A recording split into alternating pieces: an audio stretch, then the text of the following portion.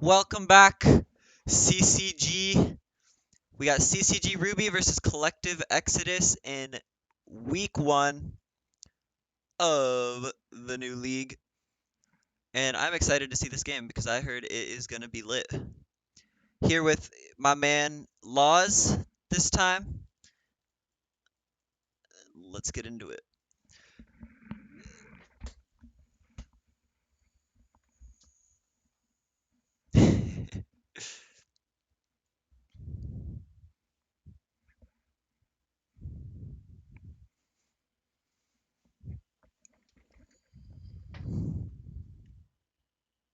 Oh, so like they subbed in someone who's not on their roster. Oh. Oof.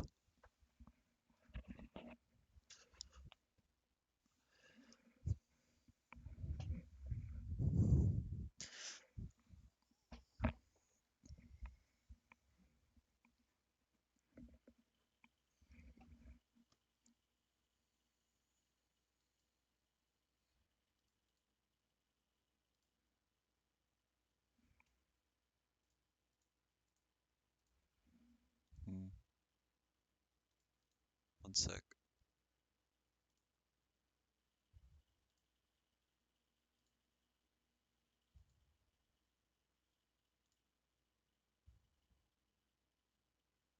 Yeah.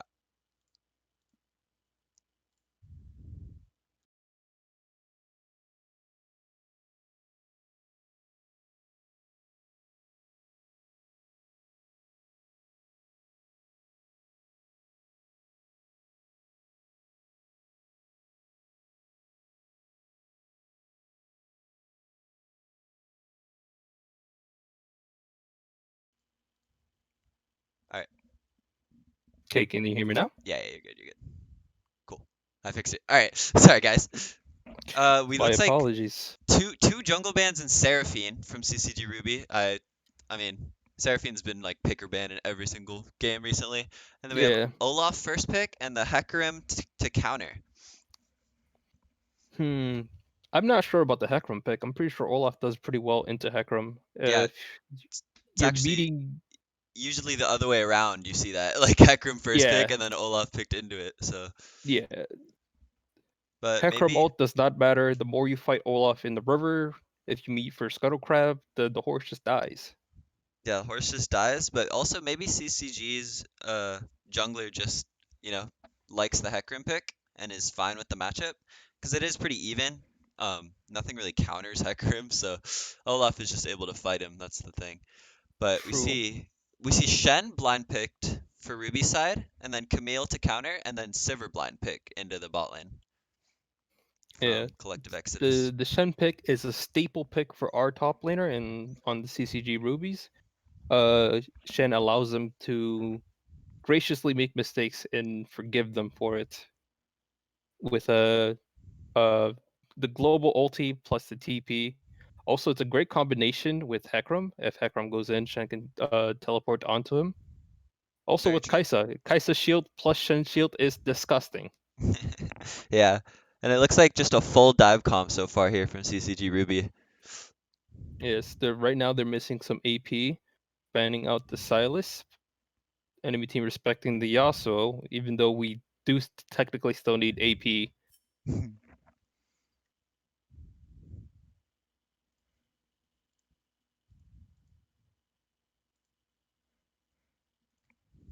Okay, let's see. What will be our final ban?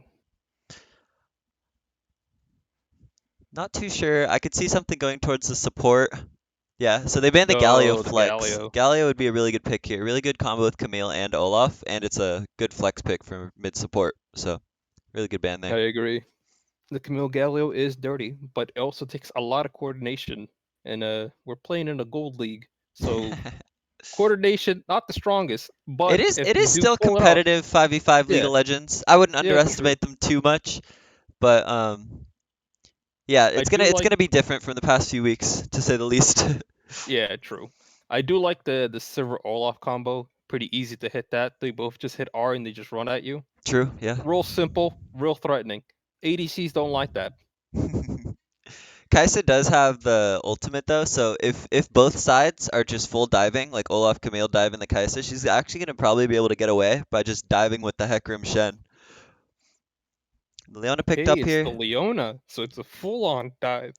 Yeah, full commit to the going in on the Sivir.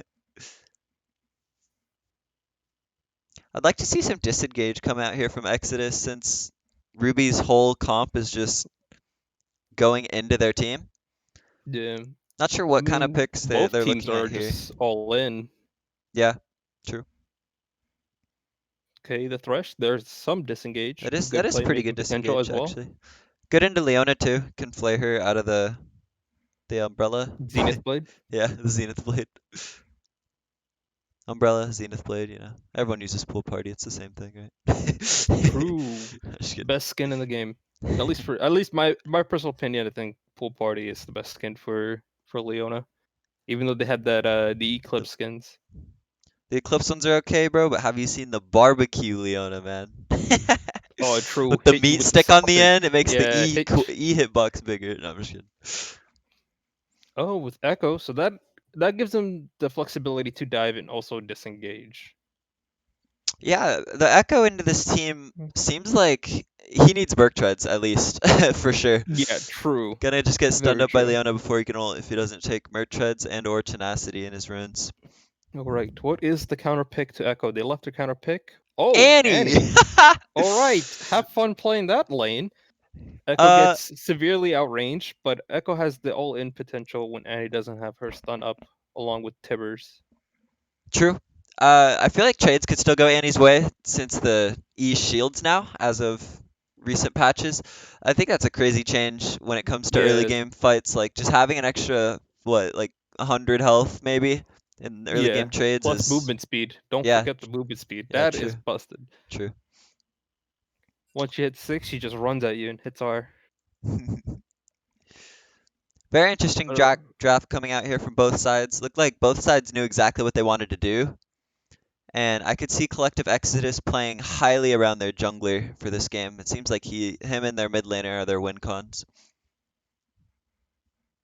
yeah, the Shen is actually also a good counter pick to Camille when you can just put his distortion field down, his W, block the Camille damage. If you time it really well, you can block the true damage portion of Camille Q Yeah, with that's really with nuts. this. Yeah. Not to mention you can also taunt her while she's mid E animation. Hmm. Wait, it doesn't knock him out of it? Like No, if they yeah, collide? he yeah, no, he goes through he gets the taunt off. Ooh, interesting. So it's very Shen favored, but overall it's still a skill matchup because you have to use your abilities wisely. You just don't flat out win the lane. Yeah. That's pretty interesting because they actually like pick Camille into Shen like first Yeah, draft, you know, like it seemed like a confident pick from Collective Exodus. We'll see how the top matchup ends up playing out, but if it is Shen favored, then the top laner for Exodus could be having a rough time this game. for sure, for sure. Overall, I think Exodus has the early game advantage because Olaf has very fast clears. You also, as a Hecarim, you don't want to meet Olaf in the river. So, if anything, they should be playing on the opposite side of the map. At least Hecarim would want to play on the opposite side of the map. Prio wise, I think mid lane will have more prio over Echo for the first 3 levels or so. Yeah, until So, Echo gets some AP to just cue the wave and then just roam. Annie should have prio in that lane. And I mhm. feel like Exodus should have prio bot with Sivir's wave clear. Yeah, Sivir has insane wave clear. It looks like it's gonna be a hard bot lane, at least for CCG. Since Thrush can completely disengage everything that Leona does with just Flay. If she Zenith Blades in, Flay. If they try to get a pick off onto Sivir, Sivir has Spell Shield plus Thresh's Lantern. True. So Yeah. overall, bot lane seems like, at least for CCG, is going to be more of a farming simulator. Yeah, Otherwise, they need Hecarim help or playmaking potential with Hecarim and Shen too. definitely agree because like you've been saying this whole time, just like indirectly, it's CCG. CCG's bot lane just wants to go in. Kai'Sa Leona just wants to take aggressive trades and constantly land the Zenith Blade onto whichever target they can find. But with Sivir Spell Shield, Thresh Lantern, and Thresh Flay, it's makes it hard to actually get those oppressive trades off. So yeah, definitely gonna be fishing for those instances where maybe Thresh is caught looking away or something and doesn't get the flay off Yeah, in time, or Sivir true. doesn't get the spell shield. But Yeah, also got to make sure about those roam timings from support because these games are heavily dependent on the jungle and support working together, making plays around the map. true, true. Yeah, both carry junglers and CC supports. Yep. Definitely the gonna be the name of the game for probably the How do first you 10 minutes. how do you feel about it as an ADC, where after they hit level 3 or 2, they just gone from your lane for the rest of the game? Well, I'll say it really depends on the ADC matchup. I think that they picked Kai'Sa into Sivir here, so once Kai'Sa gets her ultimate, I'm pretty sure she can just kill Sivir because you land one auto, ult behind her, and then just full ISO Q, if it's a 1v1 scenario, of course. But Hmm. I feel like pre-6, Sivir actually just outtrades Kai'Sa in most cases because Kai'Sa is really reliant on her W landing and the 1v1 trades, and that's just one skill shot that is really telegraphed and easy to spell shield from Sivir. So I could see her just getting impressive trades off with W auto reset and then Boomerang Blade. And I'm Actually, also curious to I have, see whether Sivir will go lethality or crit this game, because lethality Sivir has been like actually pretty strong recently. yeah, I actually have a question for you. How Hmm. does the interaction between Sivir's spell shield and Kaisa Q work? Does It it only block the first portion, or does it block the entire thing it of only Kaisa blocks Q? one pellet, and it shoots Okay, six. So okay. uh So it's on better up to use it on your W on Kaisa W. yeah, but if the Kai'Sa is like smart, then she'll combine it. She'll like W, and as her W is flying out, she'll Q to absorb the spell shield. Or not Oh, smart, but okay. if she knows the matchup, you know, because one pellet procs the spell shield. And also, once you get Kai'Sa's Q upgrade, it only blocks one out of the 12 pellets, or I think it's 12, right? Yeah, I'm pretty sure it's Yeah, 12. it So, upgrades to 12. so it's even less of a difference at that point. So you really need to spell shielding the Q. It's really just for mana for Sivir Yeah. if she's going for that. All right, all right. Overall, I think it's whoever's more proactive gets to have high tempo in this game. Whoever gets good wave management to set up a dive, since this is a very dive heavy comp on both sides. With the only exception is that they have a Thresh on the Collective Exodus team, which allows them to stall out dive, stall out engage. Also, the Lantern and the Echo ult makes it really hard. So I think if anything, you can focus top lane. I guess that would be the weakest one to get a dive off. From which side? Who do you want to focus top lane? Ruby or Exodus? Ruby focuses top lane on the Camille. Camille is probably the easiest target to get. Yeah, Echo pre-6, has Camille is ulti. a lot easier to gank than post-6. Like Yeah, dive especially, because the untargetability is pretty OP. I But agree. the Hecarim Shen, they're both very tanky and do a lot of damage early game. So I could see a lot of prio being towards the top side. I feel like it's more in Exodus's hands to play around top though. They have the safe bot lane already. And then they have a like bruiser split pusher into a Shen, you know what I mean? So if the Camille gets strong, it's gonna turn out to be a big problem for the macro play that Ruby wants to go for, which is just five balling and engaging over and over on whoever they find in the jungle or mid lane in later stages of the game. All right. Well, we're about to get into game. Gotta wait out for the spectator timer. But overall, I'm interested in this actually mid lane matchup because you don't really see Annie in competitive play very Yeah. often. I assuming that he just picked Annie because probably is a decent like comfort counter pick to Echo Hmm. that he's played before. He probably honestly wanted to play Yasuo since Yasuo when walk and block Echo Q, which prevents him from getting his 3-hit passive, where about like 20 or 30% of his damage comes from.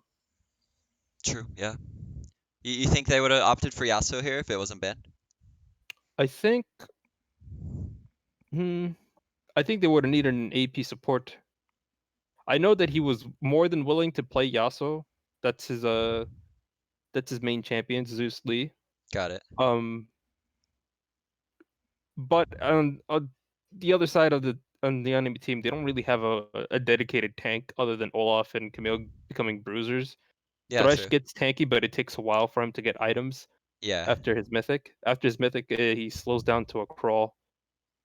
And Oh, also, if they had picked Yasuo, then it would have felt even worse for Echo to go Mercs. You know, Tabby's would have been so yeah, much better. But then, like, yes, if he goes Tabby's, then he's gonna die before he gets his ult off if Leona lands her CC correctly. yeah. The worst feeling in the world is, for example, when you're playing Syndra and you have two other AP champions and the entire enemy team builds mercs.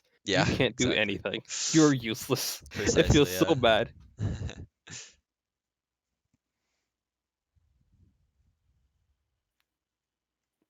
Hmm. Trying to see. I'm also Well, curious what build Annie will go for yeah, that's because what I was about to bring up. it seems like Annie is kind of more of a supportive champ in this comp. Like, just speed up the Hecarim, throw a shield on him, give him the movement speed, and hope for the best. But Yeah, she might go the more AP heavy build since she is their only magic damage, and she might just go for like the wombo combo one shots yeah. to start Depending the on what she engagers. wants to do. If she wants to go for flat out burst damage, I think you would go Ludens. If you want to go for like shredding health, for example, if Olaf gets tankier or Thresh or even Camille at that point, you can go the uh Leandris. yeah, Leandris. hmm We are All now in right, the loading screen, and I just put that there if you want to watch what I'm all watching. right, So all right.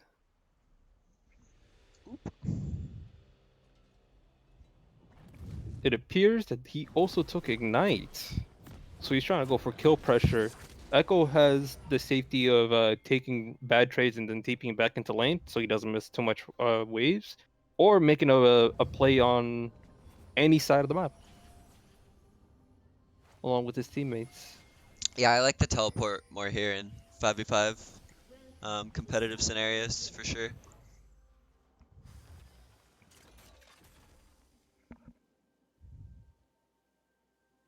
30 seconds until minions spawn. It seems everyone's just 5 pointing. Yeah, pretty standard. No level 1 shenanigans going on. So that's nice to see at least. Not I'm losing actually our surprised. breath too Yeah, early. true, true. I think Exodus has a really strong level 1 with Thresh and Olaf. Yeah, Thresh hook into Olaf Q. you could see a late invade maybe coming out. We see a lot of late invades with Olaf and especially a hooker too, but just Olaf is enough early game to win a 3v3 in the bot side if you invade while he's doing the buff. But it looks like Hecarim's going to Ooh. be starting his own Raptors, going Yes, leashless. I also like the fact that they shared the kill with Annie. So when you kill a ward at level 1, if you clear out the first wave, you automatically hit level 2 from killing one ward. So you can go all in after the first wave. So I'm looking forward to that. See if he can abuse the echo as much as possible. Yeah, we'll see if that little 1 minion advantage ends up amounting to something. But we see junglers starting on opposite sides of the map, which, as I kind of predicted, the top side gameplay coming out from Olaf and Hecarim wanting to play around his bot side. So we did have the right idea as to what the junglers, what the team comps wanted to do. But we'll see how the top matchup goes in the 1v1. Should see a gank in about a minute and 15 seconds coming out from Olaf. Maybe he'll just go for Crab. But everything pretty standard so far.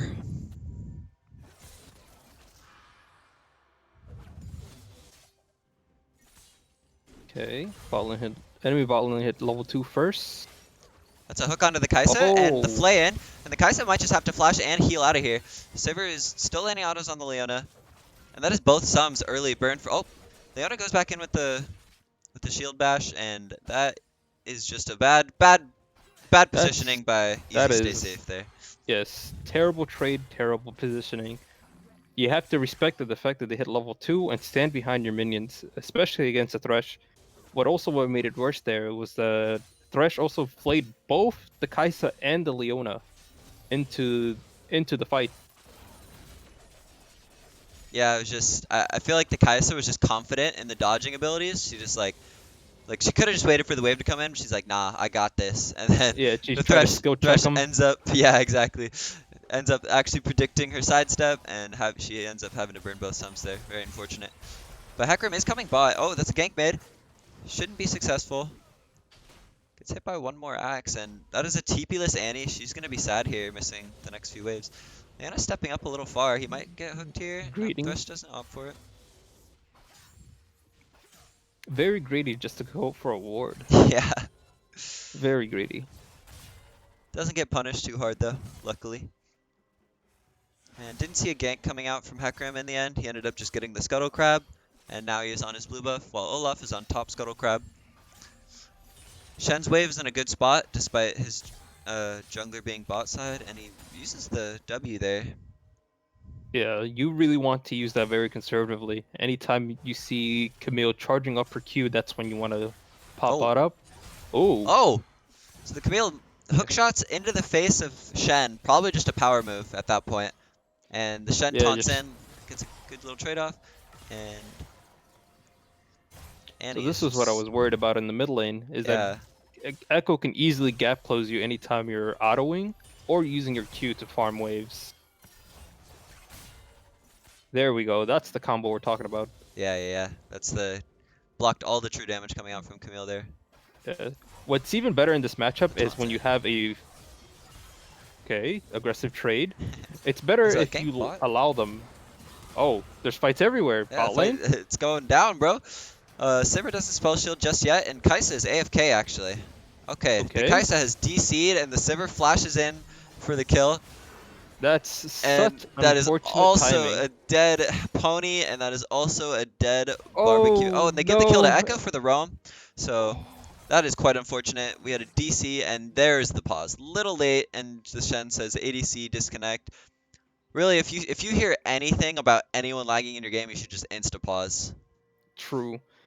That's very unfortunate. That's the worst way it could have gone.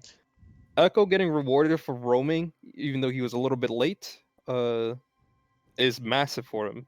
It feels bad as a mid laner when you roam and you really don't get anything for it, while your wave gets shoved into your tower and then you start losing minions. So the fact that they gifted him a kill, 300 gold, very worth for Echo. He's gonna be down in XP but up in gold. Yeah, and that should start the snowball. And he should just be able to roll mid from here out. Combined with that early gank, Annie should... I think Annie's pretty doomed, her lane state from now on. You see, she's very low on health, very low on mana, has to get this wave under the tower. If she doesn't, she's going to be in a rough spot. And the game is resuming right now, and very unfortunate early game so far for CCG Ruby. Yep.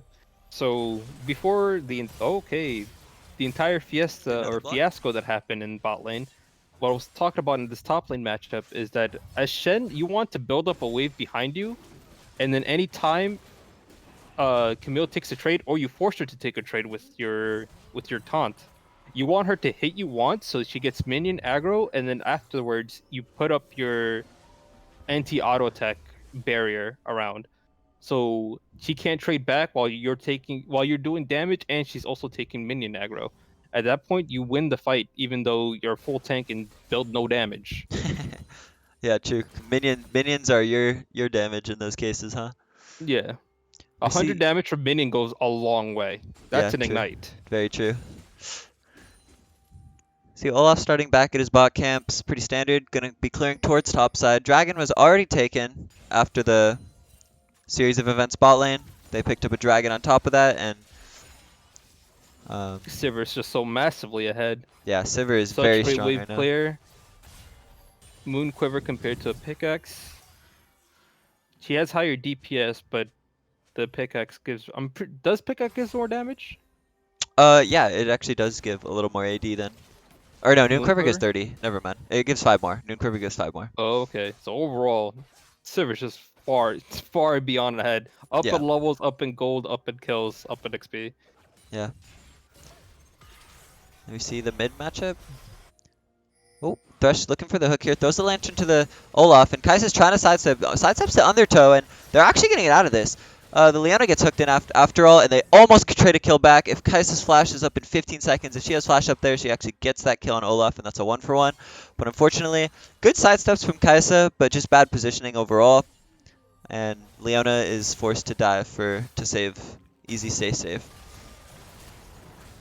Engage mid. Tibbers comes Oh, out. here's the combo. We'll see Echo. Maybe ult You back gotta in. He wa- ults yo, back in. It has one more auto on the passive. Lands the Q.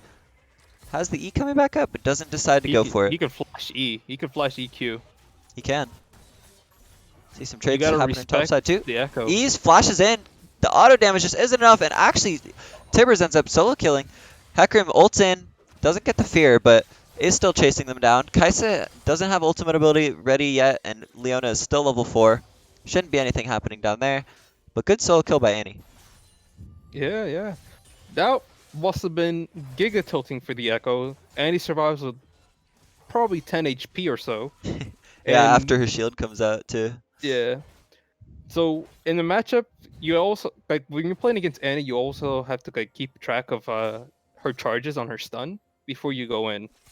If you went in earlier before she got her, I'm assuming it was her Q off on a minion. So then she just used her W onto him, so she doesn't have to target him whatsoever. Just overall general direction, stun into auto, to turbo slap, dead. That feels real bad for the Echo.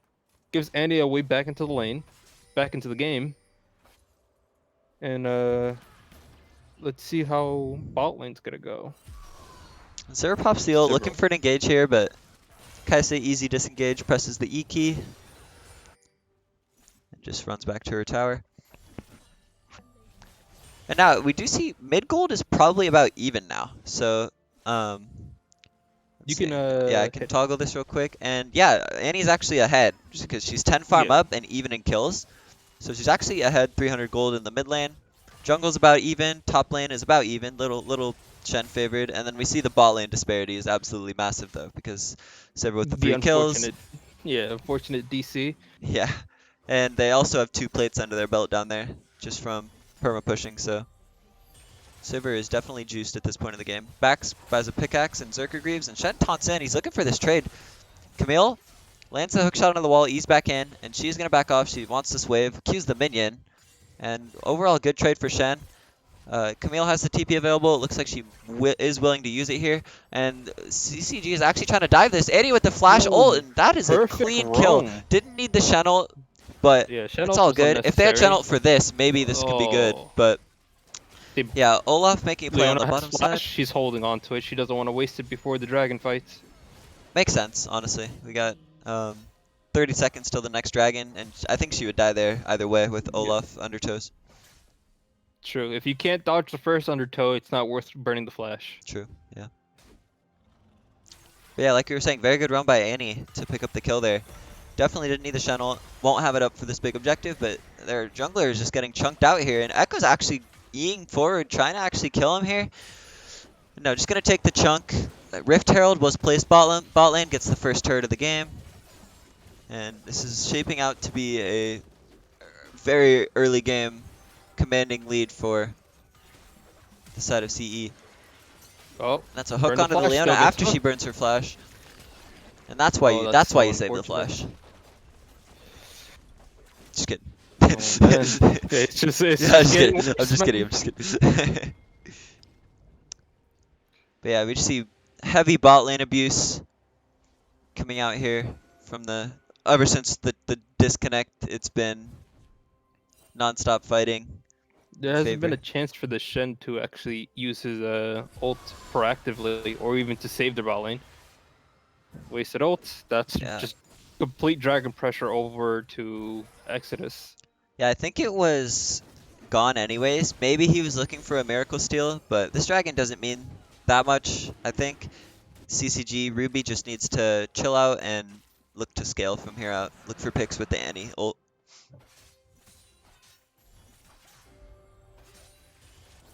Okay, so now that they lost 2 towers bot lane, essentially what you want to do, especially since the ADC is behind, is that you want to cause a freeze.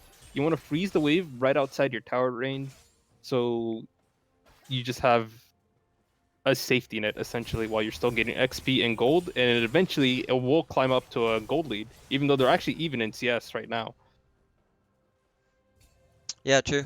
I think that's called the good old LS freeze, where Yes, after laning exactly. phase, you just keep it right outside of your tower, and no one can really punish you. Or But the flame horizon if you're a top laner. You yeah, lose your tower on purpose so you can get more CS. true actually. Oh, Shen taunts Taunt in, misses. complete miss, but he has his help here. The cavalry has arrived. The horse is there. Hecarim has no ulti. Leona lands the good solar flare right in the center. Lands the stun. Perma CC there. Camille isn't able to get the ult off until just then. And she ends up flashing out, burning the ulti. And that is an unsuccessful gank attempt in the end. Yeah, unsuccessful dive. Shen kind of honestly flash Q auto and gotten the kill. Seems that he wants to save the flash for probably a later team fight. But Yeah, overall, they or big, get big the flash flash. taunt. Shen with flash is very scary to deal with. So I can see him not wanting to use it there. But overall, good attempt. If Hecarim had the ulti there, that Camille 100% dies. It looks like the Hecarim's trying to engage onto the Thresh. Gets the flay off, lands the hook. Echo's gonna land the stun here. And that's Ooh, a that's big so annual. nice. That is a really, really good annual. And Shen ults in with almost no health. Still hasn't reset since the top dive. And Olaf Sivir on the backside, and they might just clean this fight up. Sivir ults in, wants to shut down onto the Sivir, finds it. I meant Kaisa ults in, by the way. And Olaf lands the undertow. Echo is chasing down the Shen. He's gonna E the wall. Nope, he gives up the chase after the blast cone, and that is a one fight for the side of CE once again. Yeah, that fight seems very scattered. The Camille was able to get onto the back line, which forced the Hecarim to ult out and still died for it. But the Kaiser came in and ulted and cleaned up. But overall, Shen didn't get the chance to actually recall, spend gold, and get his health back. Yeah, he didn't cash in after the top play. It was a little bad. But Echo actually getting engaged on here mid lane. Even if he ults, he still dies there. Ooh. And it oversteps a little too hard. Buys his full proto belt. He was sitting on a lot of gold, or Hextech rocket belt, I guess it is now. You gotta love the Hecarim fear lasting 3 centuries Yeah, for before you real. get to before you get to ulti. Very true. Doesn't have the Merc treads just yet. And he's going to be struggling for the next few minutes. Oh, nice sidestep by Leona. Doesn't get hit by the Thresh Hook.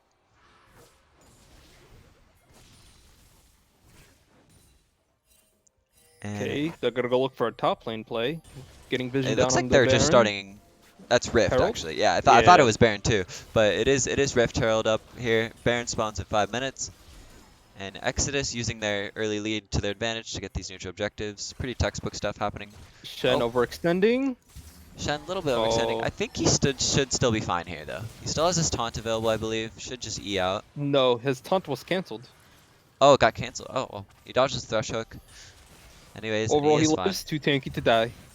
Did he try to E the Camille hook shot and it stopped him? No, he tried to E away instead of Eing towards. If he E towards, he gets the taunt off. But when he was, since he I was see. taunting away Oh. towards his tower, the Camille E hook, the hook shot landed and I see. interrupted him mid dash.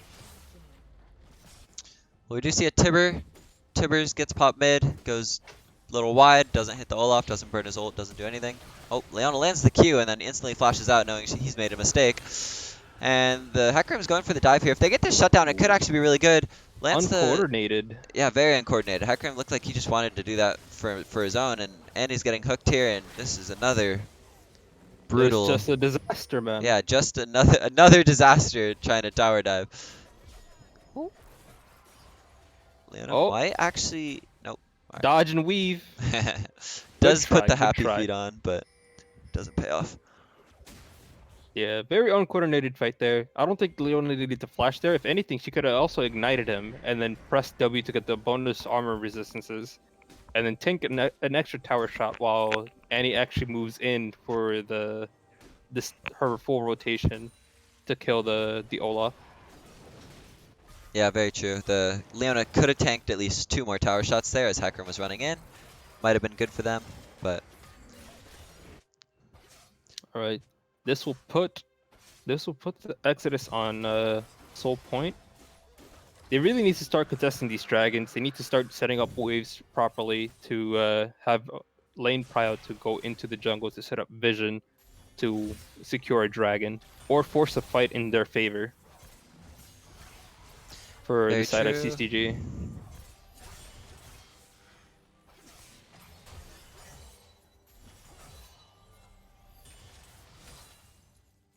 Man, I love this matchup so much. It's like after getting one shot by Camille in solo queue for like a year straight, having Shen just come in and just win trades against a Camille is just so satisfying. It's yeah, actually so true. She was really strong all of last season. Yep, she's still strong. Yeah, Like they still haven't touched her Q, which is the main problem. true. Yeah. W cooldown nerfs though. Yeah, Pretty massive, man. big. Very massive. See, Olaf didn't even have his mythic until now. I'm pretty sure he was sitting on 3,000 gold there on They that can take reset. a good trade here. Hecarim's on the top side. She didn't see Hecarim.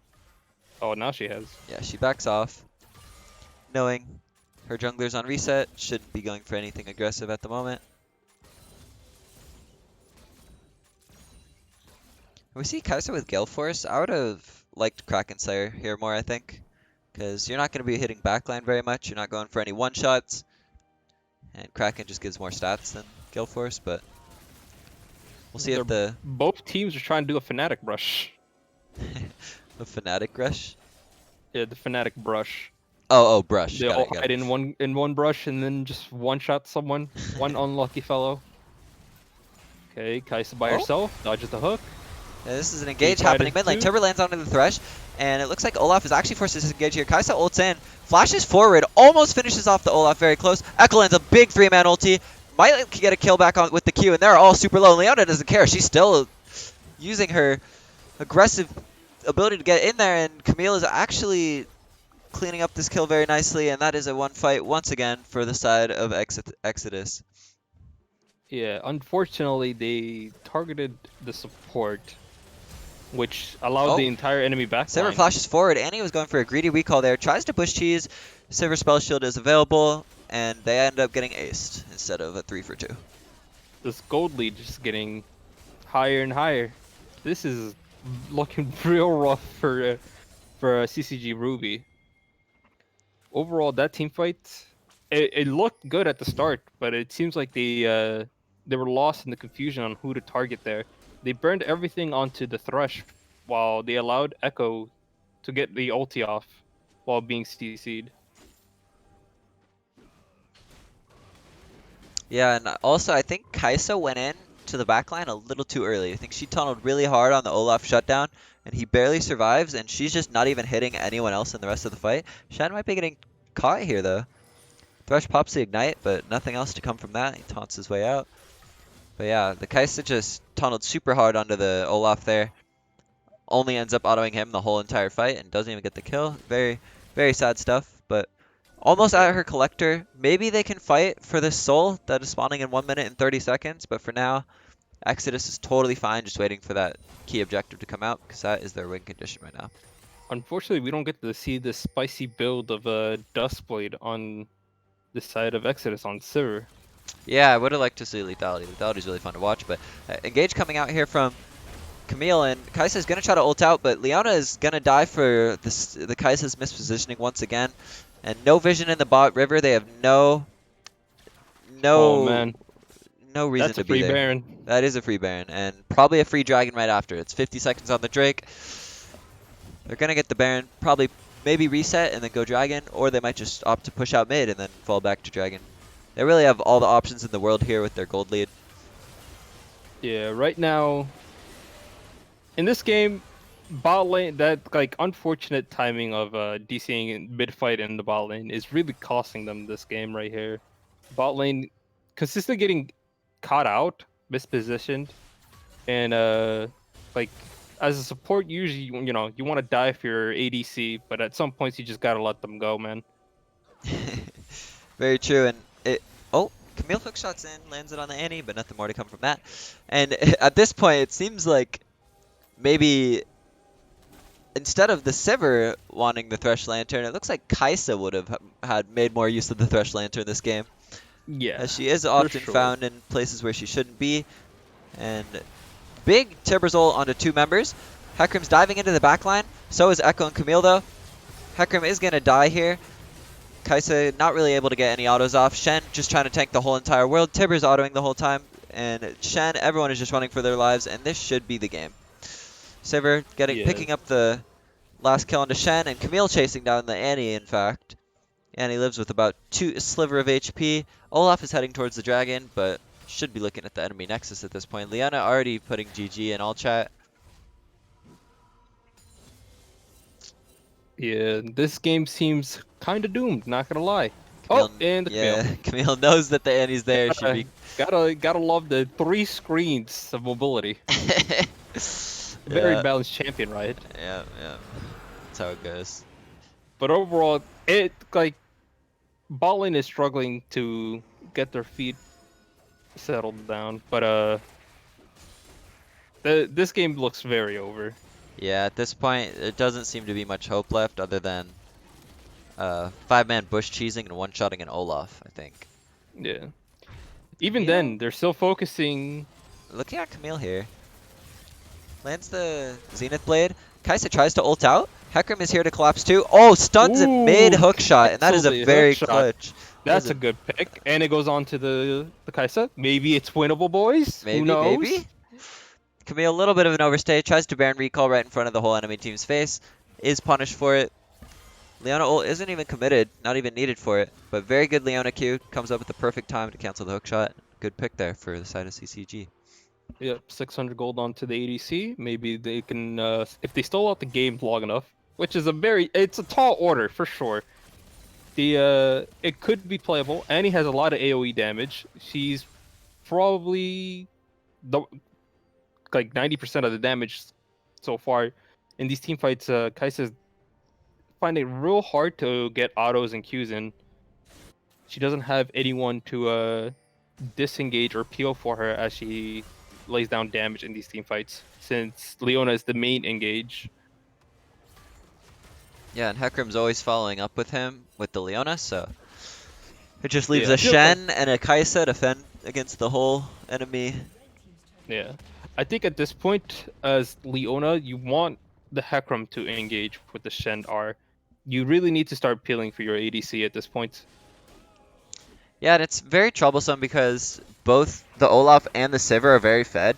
So there's no clear, like, just everyone dive the Sivir. She has all their kills, because Olaf's still gonna tear you up if you let Yep. him Oh, they know fight. they're And in this there. is a good Echo W, parallel convergence, very well landed. And Kaisa is stuck in the Hextech ultimatum. Shen'll is popped to try to save her. And he's hooked in. Lands a good Tibbers onto the Sivir, though. Kaisa ults in with the Gale Force, and that's actually a big shutdown. Very spicy plays coming out here. Hecarim is in there just autoing and queuing, and they could have gotten out here and maybe cashed in on Kaisa's gold to try to refight, but they end up trying to take the 2v4. Probably just caught in the middle of all the CC, but once again, another fight going towards the side of Exodus, and it is a Kaisa 1v4 in the base. We'll see what comes from this. The death timers are pretty short, so they shouldn't be able to end here. They get one inhib, reset, probably look on to the next objective. They're at Elder's point right now. Elder Yeah. can be played on the map. Baron's gonna be coming up in a minute and a half. And I will say, there is still hope here for CCG. They have a fed Kaisa, who's actually really strong, just picked up a Runa. It's got 2 shutdowns the last 2 fights. And they have Elder spawning in 2:45 minutes, or 2 minutes and 45 seconds. So if they somehow find a miracle steal onto this Elder Drag with a Kaisa this strong, it might actually be really good for them. I feel like that's their win condition at this point.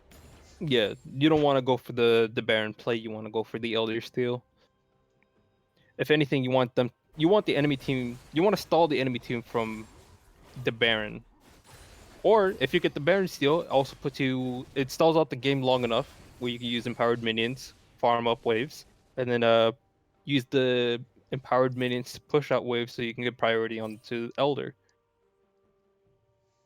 True, but Elder is definitely a higher priority objective here.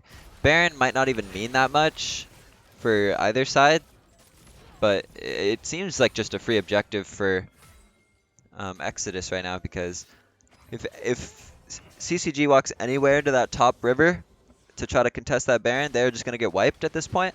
They really need to just give the Baron and set up vision towards the bottom side of the map and prep for this Elder Drake that's spawning in 1 minute and 30 seconds.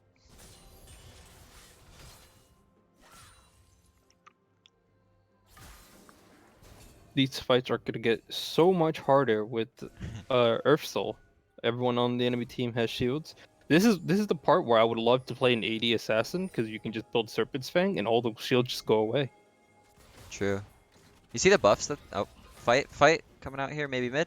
Thresh looking for a hook, but Hecarim's just gonna pony away. Camille with the flank though, and that is a big Shenel to try to save the Kai'Sa. Kai'Sa's just getting free hits this whole time.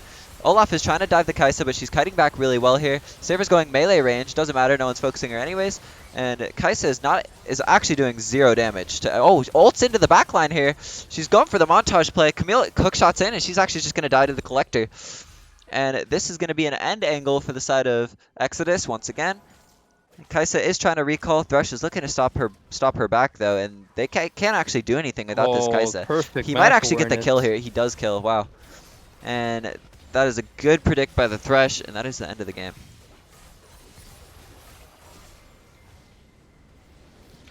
Well, it was a really good try. They stalled the game long enough, or as long as they could. Yeah, it was definitely winnable even to the last To the fight. yeah, Like the actually. one condition was to steal the Elder. If they get Elder, they can get gold back into their pockets by getting a few kills, getting that shutdown gold. Is that Sivir was just literally untouchable. Even when she was melee range, still untouchable. Yeah, very true. Very clean game by Collective Exodus. And that is going to be a 1-0 lead starting in this best of 3. And we'll be back after a short break for Game 2 draft.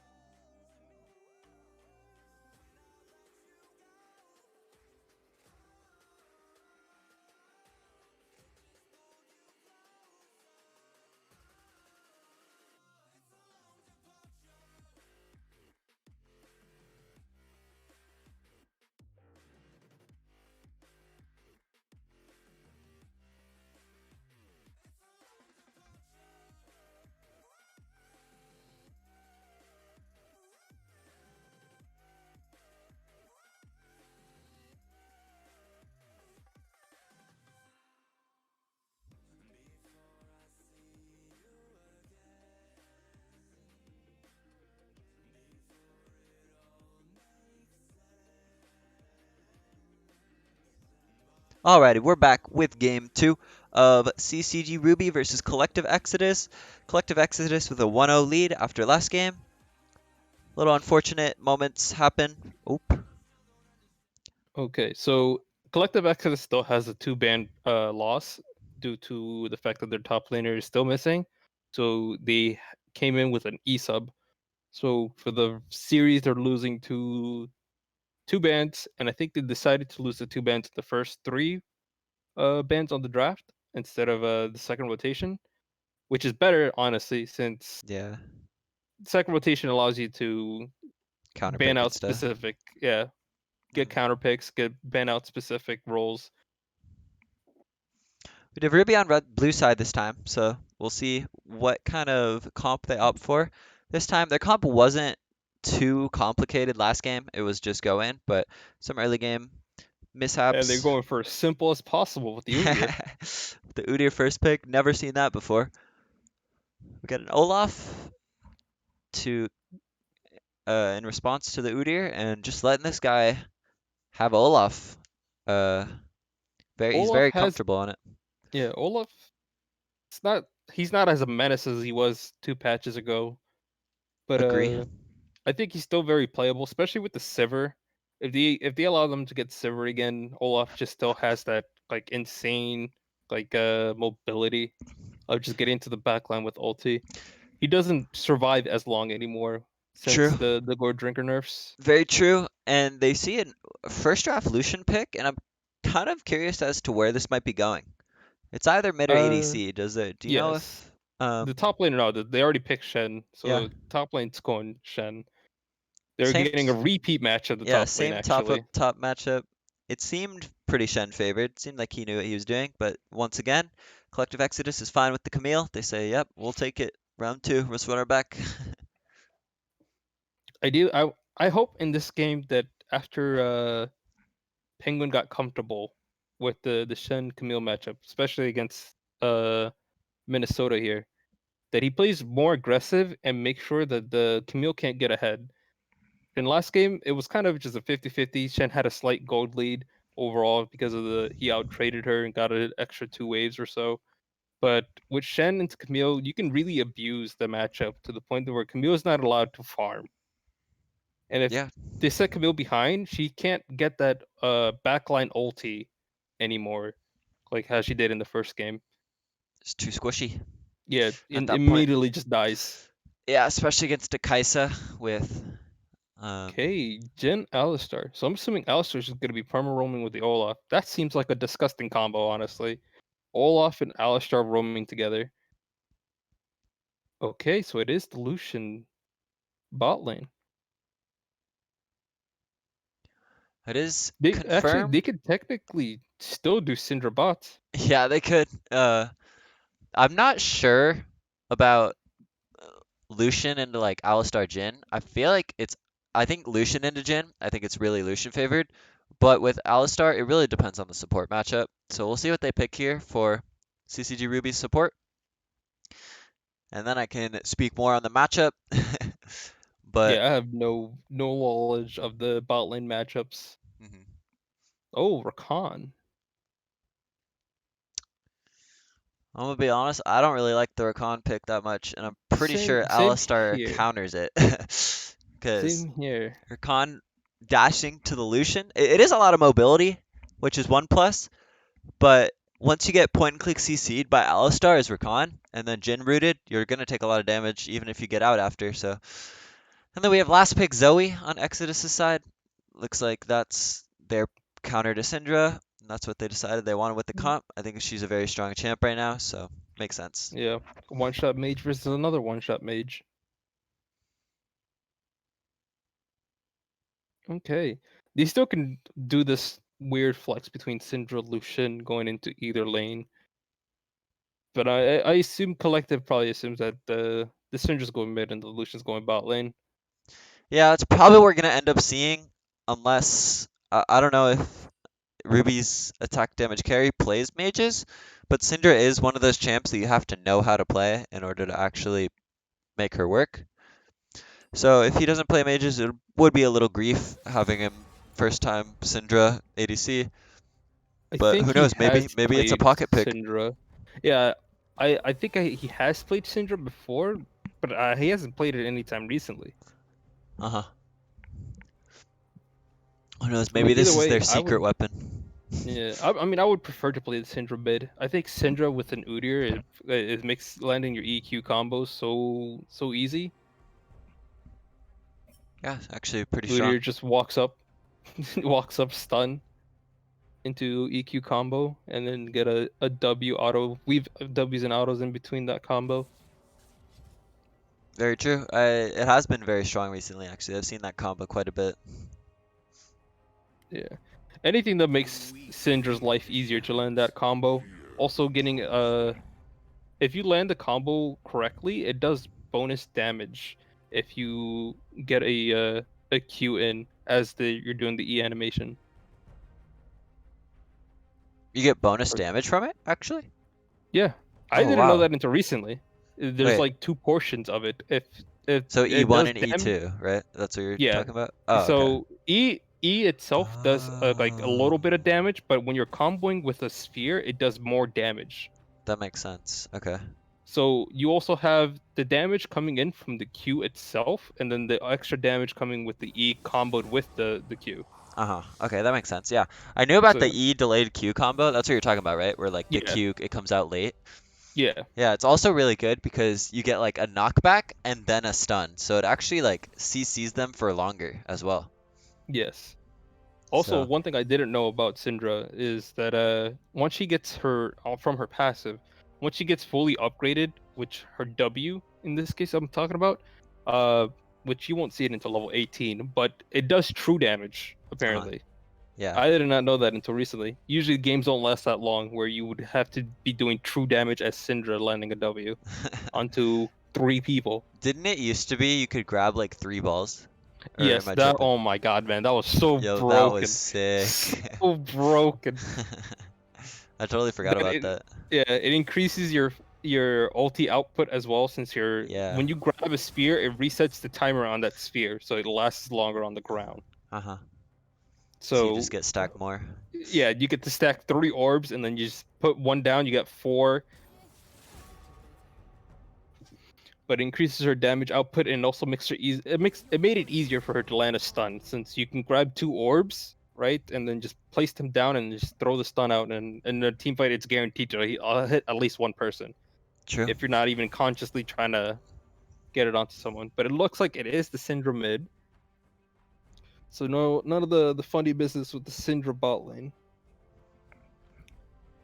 But overall, if I'm playing Syndra here, I would definitely ban out the Olaf. I'm sorry. I do not want to deal with Olaf. There's no self-peel. There's nothing in the world counters Olaf other than something that builds like terrain, like a Jarvan or an Anivia, Yeah, where true. Olaf ult does not really matter. Or actually, no, never mind. I forgot that Olaf can go through Azir walls as well now. Oh yeah.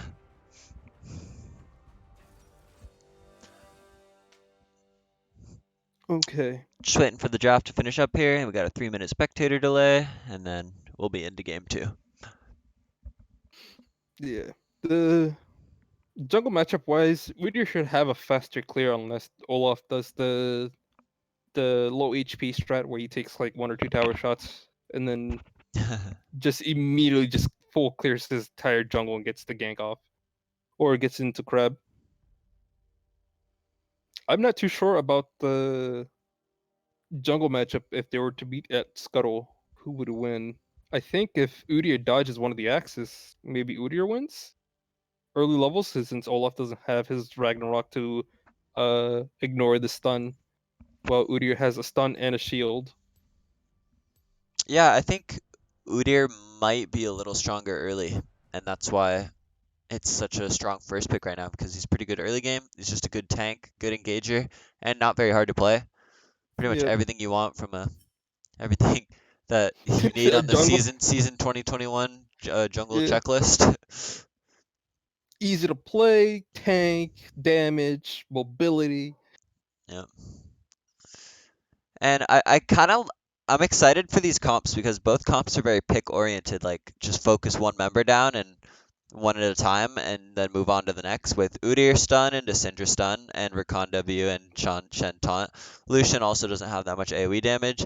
And then that's that's a little more obscure on that side, but Collective Exodus's comp, you see Alistar combo into Jin W into Zoe Bubble, it's like all single Yeah. target. It's all one member is gonna die, whoever gets comboed. So Yep. we'll see which pick comp ends up actually working out more. I think it's a little more clear cut what Collective Exodus wants to do, but if CCG Ruby can get a lead early game and turn it into neutral objectives, they could be in a good spot here.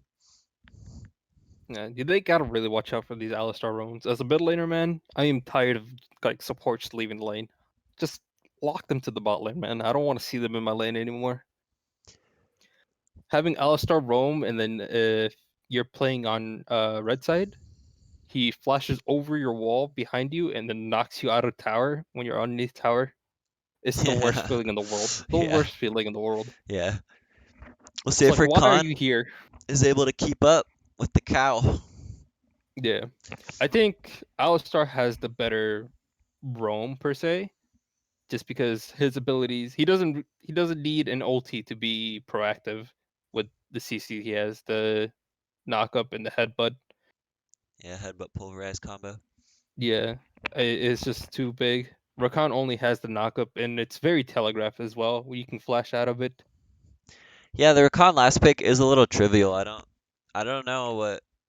Maybe it's just the another comfort pick. Maybe he thinks it's a good combo with Lucian because they can dash a lot, If which I anything, could I see. actually would have liked to see Braum here. Braum would have been so good.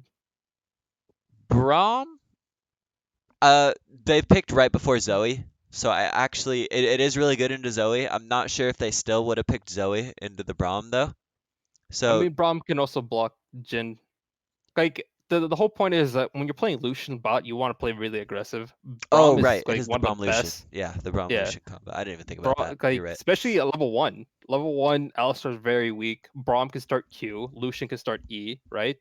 Yeah. Braum lands an auto or Q. If both, even better, because then Lucian all has to do is E forward and get the double proc into a stun. That forces either Alistar to flash or just die. Yeah, that's a good point. And also like I was saying, a good pick into Zoe, but they wouldn't have Yeah. seen it at that point. Not to mention, it also gives them the disengage potential with the Braum ulti. I think Braum would have been a better pick than the Rakan. I think Rakan will be more impactful roaming compared to a Braum. So let's see if he can pull it off, especially at 6. I think Rakan roaming potential is weaker than Alistar pre 6, but after 6, I think Rakan is better since you can get the what's it called? Battle dance? Not too Yeah, sure what something his like ulti that. is called. And I like to point out, I do think it actually is Syndra, but with Lucian mid Oh, with it is. They cleanse. swap that midway. Yeah. So Lucian mid with cleanse into the Zoe. That's pretty much the only thing she can cleanse. The only hard CC. Maybe Jinru as well. Camille stun, maybe once or Yeah, twice. I'm not too sure about the cleanse. We can easily just build the QSS. You can still get the ignite and just build the QSS. Yeah, true.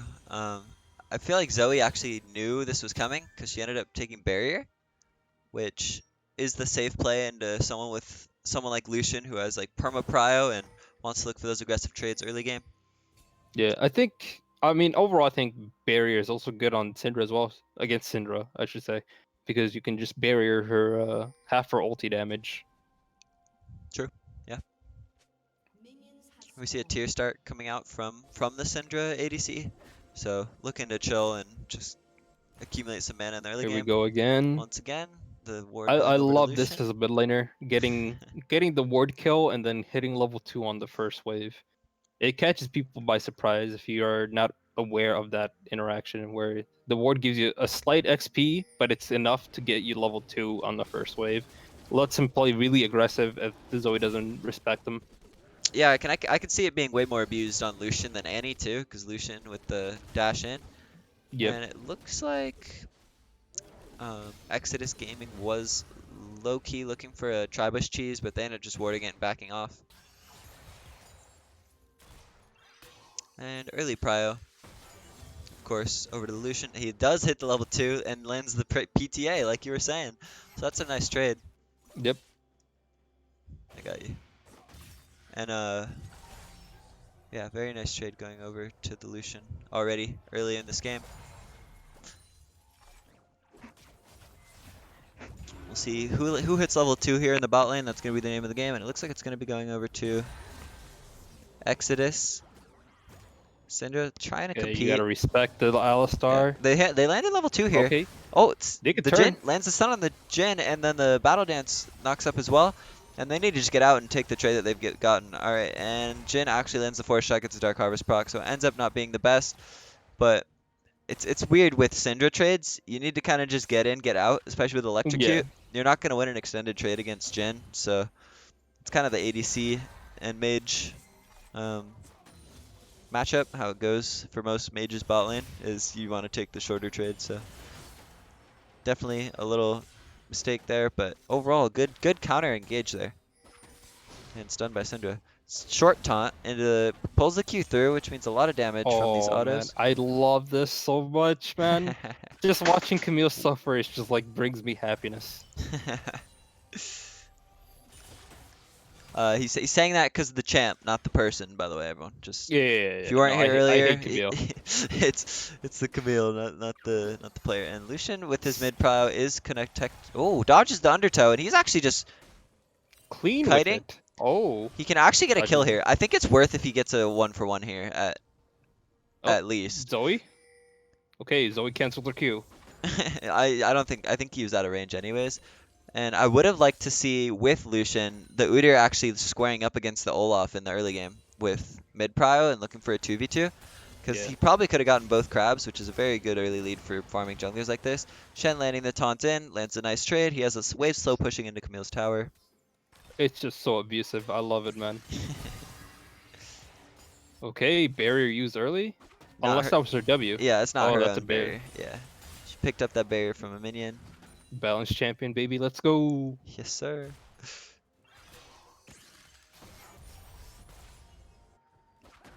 Oh. Shen unfortunately misses the cannon there. Blame the directed camera for panning to that right as it happened. Yeah, unfortunate. And overall pretty chill. It looks like both junglers are fine trading their raptors for each other, for the other side here. Looks like both of them know exactly what's going on. With Udyr taking Olaf's raptors and Olaf taking the raptors in the south side of the map. Yeah. The thing is, when you have a Lucian mid, as a jungler, you should play really aggressive. Yeah, I Because agree. Lucian will always have like lane prio. And like you For said, the playing early game. aggressive. Udyr knows he can go for this because there is no He just- mid pressure and he just Phoenix clappy stances. cheeks, baby. Let's go. Yeah, claps his cheek with the The Phoenix tiger stance there. stance. Tiger Yeah, to Tiger Phoenix, into baby. Phoenix. So much damage. I'm like, oh, the Tiger didn't do that much. Olaf might be able to win this. And then the Phoenix came through and just did 300 damage with Yeah, one auto. just Like, slapped him what the across the hell? head. Is like, what are you doing in my jungle, boy? Get out of here. Precisely. All right, that's his free dragon. Like mid lane is so important to get prio ever since season 10, because the whole scuttle crab thing, where junglers just like are fiending for the scuttle crab because it's so important. Gives you XP plus gives you it refills you back. on health and mana. Yeah, that's a good knockup from Rakan, and the dragon is secured very close. They just need to Almost- disengage here. Yeah, Flash over the wall everyone if needs to possible. just Okay. run, but...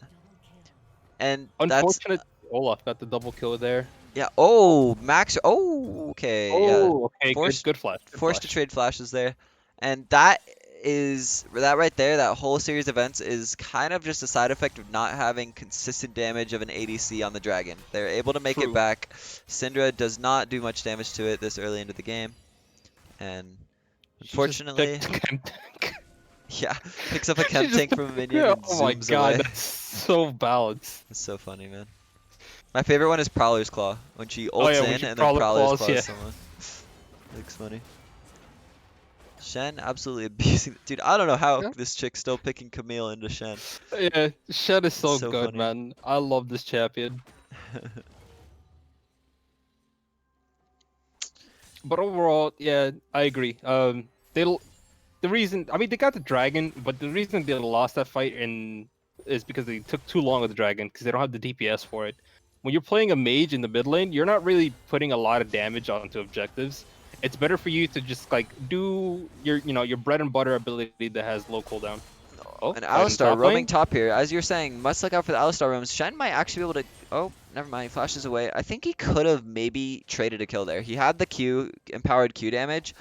It was his best shot, but instead he burns the Yeah. flash, gets rooted up by the Yeah, Alistar at that auto. point you commit to the fight. Yeah, Save the exactly. flash for later, commit to the fight. There's no way you're gonna escape a Camille, especially since she hits 6.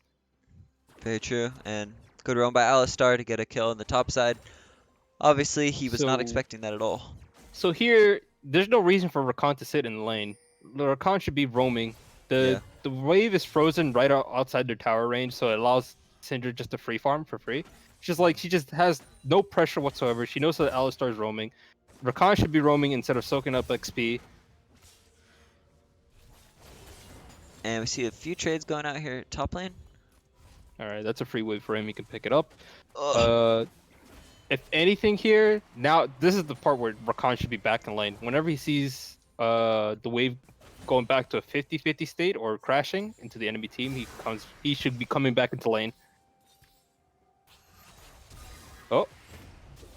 Forces the flash.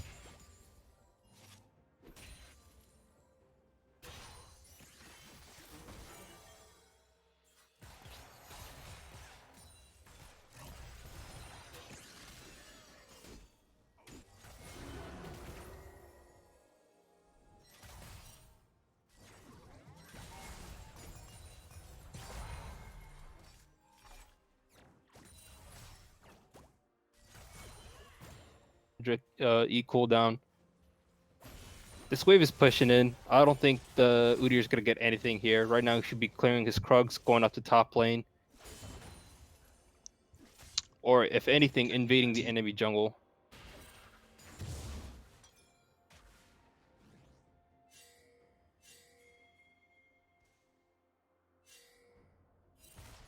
Oh, good.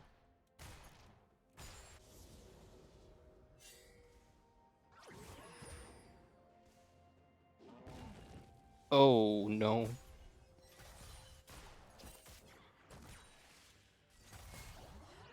Alright, let me know when I'm back.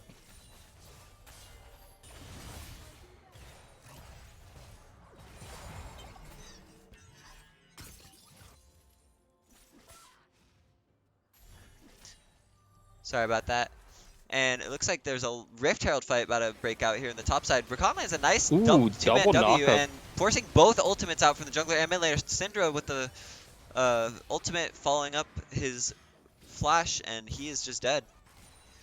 Very good knockup by Rakan. Maybe that's why you pick it, baby. And lands asleep, but isn't going to come anything from that. Rakan has his W to get away. And This fight's very Zoe- scattered. Lucian's clearing out minions in the mid lane. Yeah, they're just looking for Can a they steal secure here. this? Nice.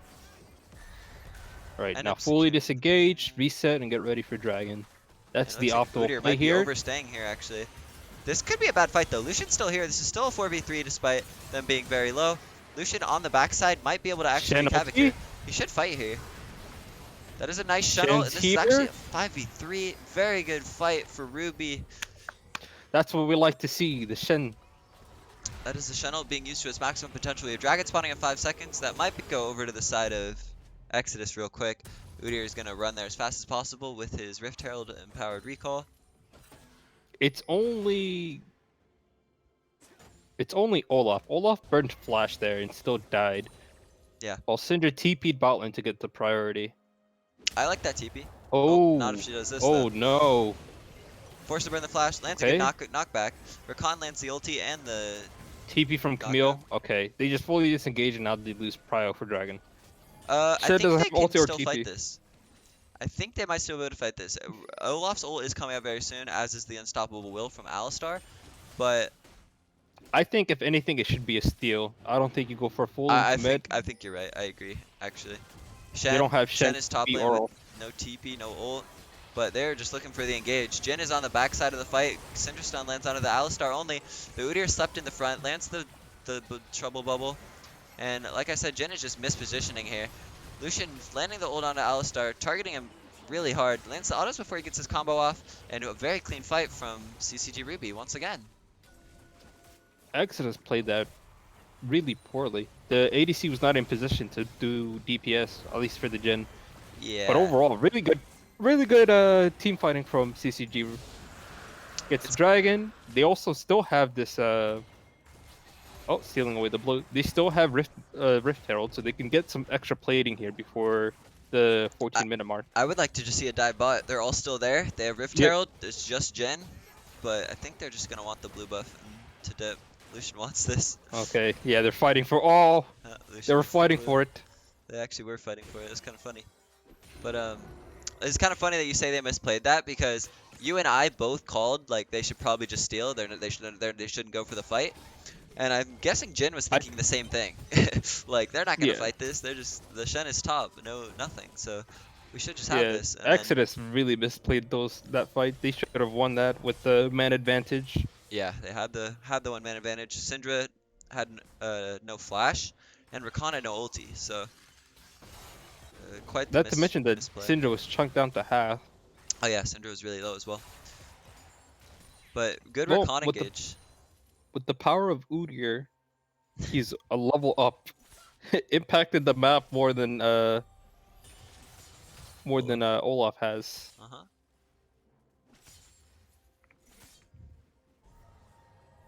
So here in this team fight, if I'm playing Syndra, granted I'm a mid laner, but if I'm playing Syndra and I see an Olaf coming at me, I would like the usual combo you want to do is you want to put Q down, because whenever Olaf uses his ulti, he loses resistances, so he's more vulnerable to damage. So you put Q down, and then you pick up that Q, throw W onto him, and then ulti, and then use your E to scatter the weak onto anyone else that's following up on him. The E's not gonna stun him specifically, but it could one-shot him with the low resistances while also stunning the enemy team in the back line. They pick up free top lane. They get Kinda- the tower, but the plates fell like a second after the Yeah. rift crash. So A bit late on that. Also, I crash. prefer that it just goes on to 2 people instead of Yeah. having the support there soaking up gold. yeah, very true. Yokon did not need to be there for sure. Okay, Syndra has to watch out. She is flash, no TP. She has Shen ult. Overall, game 2 looking very well for Ruby here. Yeah, even though they're only 2 kills up, they still have a 3,000 gold lead with the 2 dragons, dragons. And towers, and all the plates, everything combined. It's amounting to quite a bit, and we'll see who this gold is actually on. It should be more towards mid lane. Yeah, we have a 2,000 gold lead almost towards from Lucian to Zoe. So very good Lucian stuff. completed his mythic item as well. Yeah, already so has now, his Kraken Slayer. It's all in combos. Gonna start doing a little bit more damage. Gonna hit a little bit more with that extra true damage.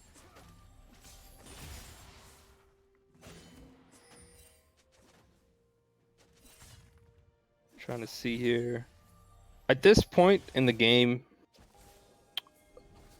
I would like to see Shen go bot lane, because the next objective is gonna be this Rift Herald or the Baron per se. Shen has ult and TP up, so he can swap down to bot lane. True. Has those globals ready and taking some trades with the Camille. Was that a flash? Or am I tripping? No. Okay, I'm tripping. It was Alistar's Hex Flash, maybe. I'm tripping. Never mind. I blinked or something. Camille eing in, looking for some more trades. Lands the true damage Q. Might be looking for an ulti here. Oh, Actually goes for the all-in. Good taunt under tower. Oh, just out of... Oh, nice. Nice solo beautiful. I kill. love it. Very good solo kill by Penguin. Very well played. He knew the limits, that he knew how much he could tank and knew how much he couldn't. Very well Rakan. played there. Calculated Okay. solo bolo. Pick up the second Rift Herald. Here, they want to take the quick reset as Dragon's spawning in 40 seconds. Shen's at base, but he has his ultimate. Shen Lands TV? it onto the Udyr. Lands a 2-man taunt. Oh, Unstoppable, Rakan's however. still... And the Rakan might actually die to Alistar here. The The Oh, pulverize doesn't land, but the oh, headshot does, and the Lucian flashes for the kill. Syndra almost solo killing the Jhin bot side too. it's And a fiesta everywhere, man. everywhere's fighting. Everyone's going for their highlight plays, and it's working out for Ruby so far. So very clean game so far for Oh, CCG Ruby. Syndra's getting TP'd on. This Camille still has ultimate and flash. Syndra, Shen yeah, TPing Syndra in has to the try ult. to defend her. Maybe can land the taunt. I'd still go for this Unfortunate, a little kill. bit too late. Oh, nope, never mind. Olaf is there. Dragon is up, by the way, so not having Syndra up for the dragon is going to be pretty scary, but she does have TP up and is up in 20 seconds. And that is a DC from the Zoe. Hasn't reconnected yet. They need to pause. They're not pausing. Alrighty. Okay, There it is. there it So is. Zoe full disconnected and um, You gotta be quicker on those. yeah. We've seen how a quick DC can ruin a game. Yeah, for real.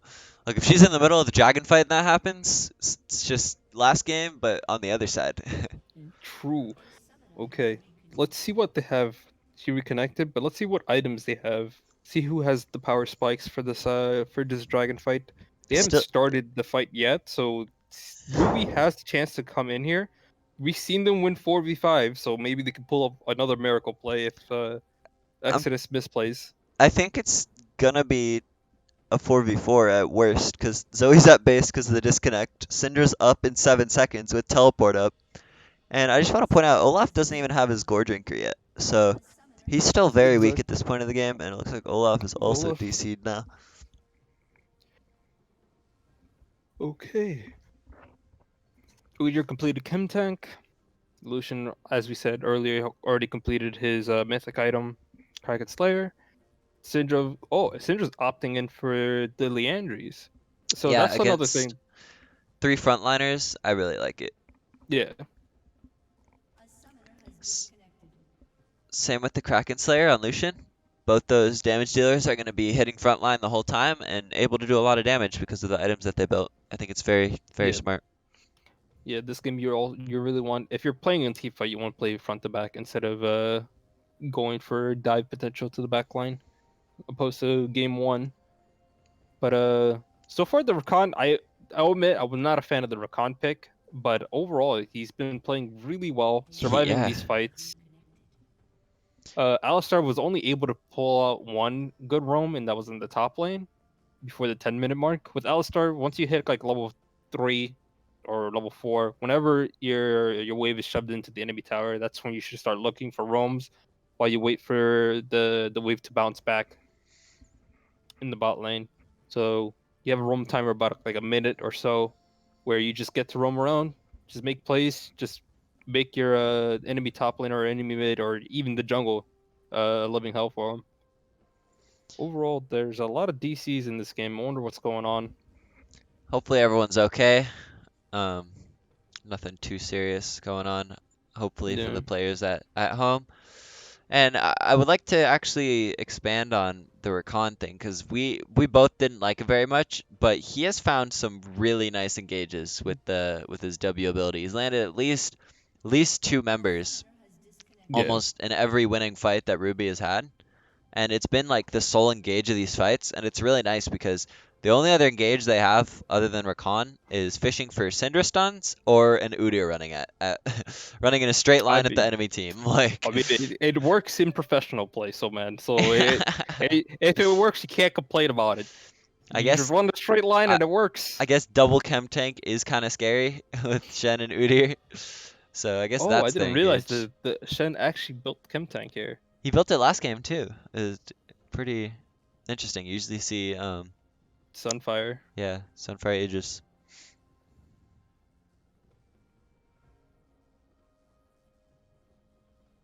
Try to see what the benefits of Chem Tank with the Shen. I mean, you get the taunt.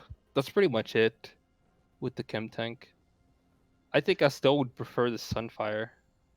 Yeah, especially in the 1v1 scenario. I feel like he'd Yeah. be killing Camille over and over and over if he had Yeah, no, you Sunfire. 100% repeatedly kill Camille over. And if you're a Chad Shen, You build Divine Sunderer and just fucking whack Oh my him. gosh, really? Even into Camille?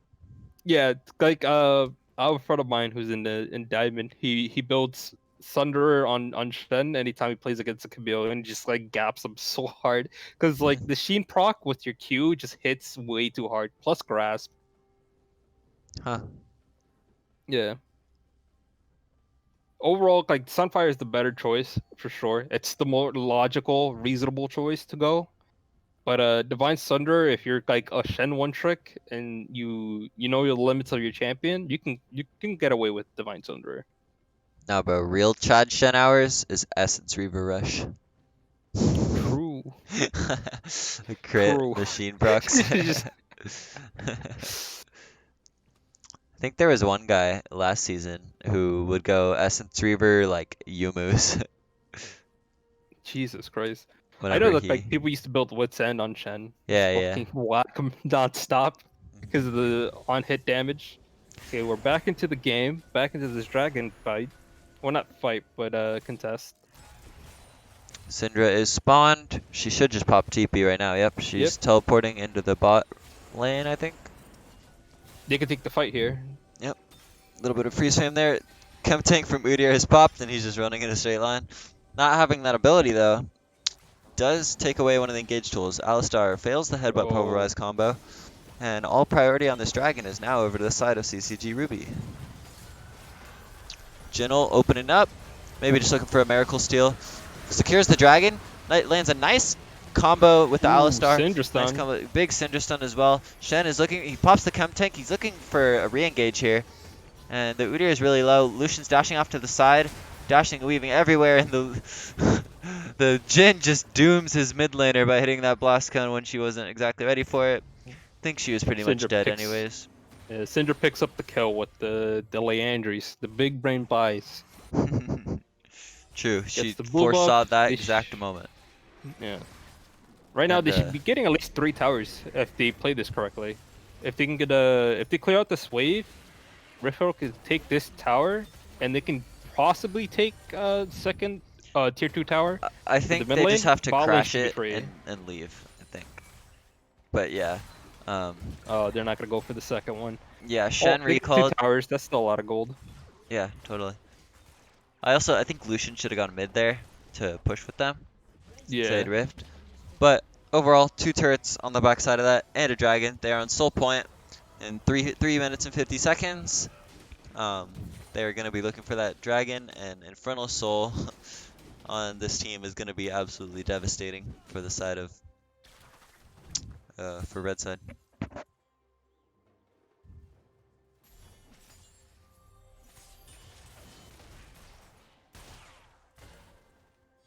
All right, everyone's just picking up buffs, getting ready to shove out lanes so they can get prepped for the next Baron fight.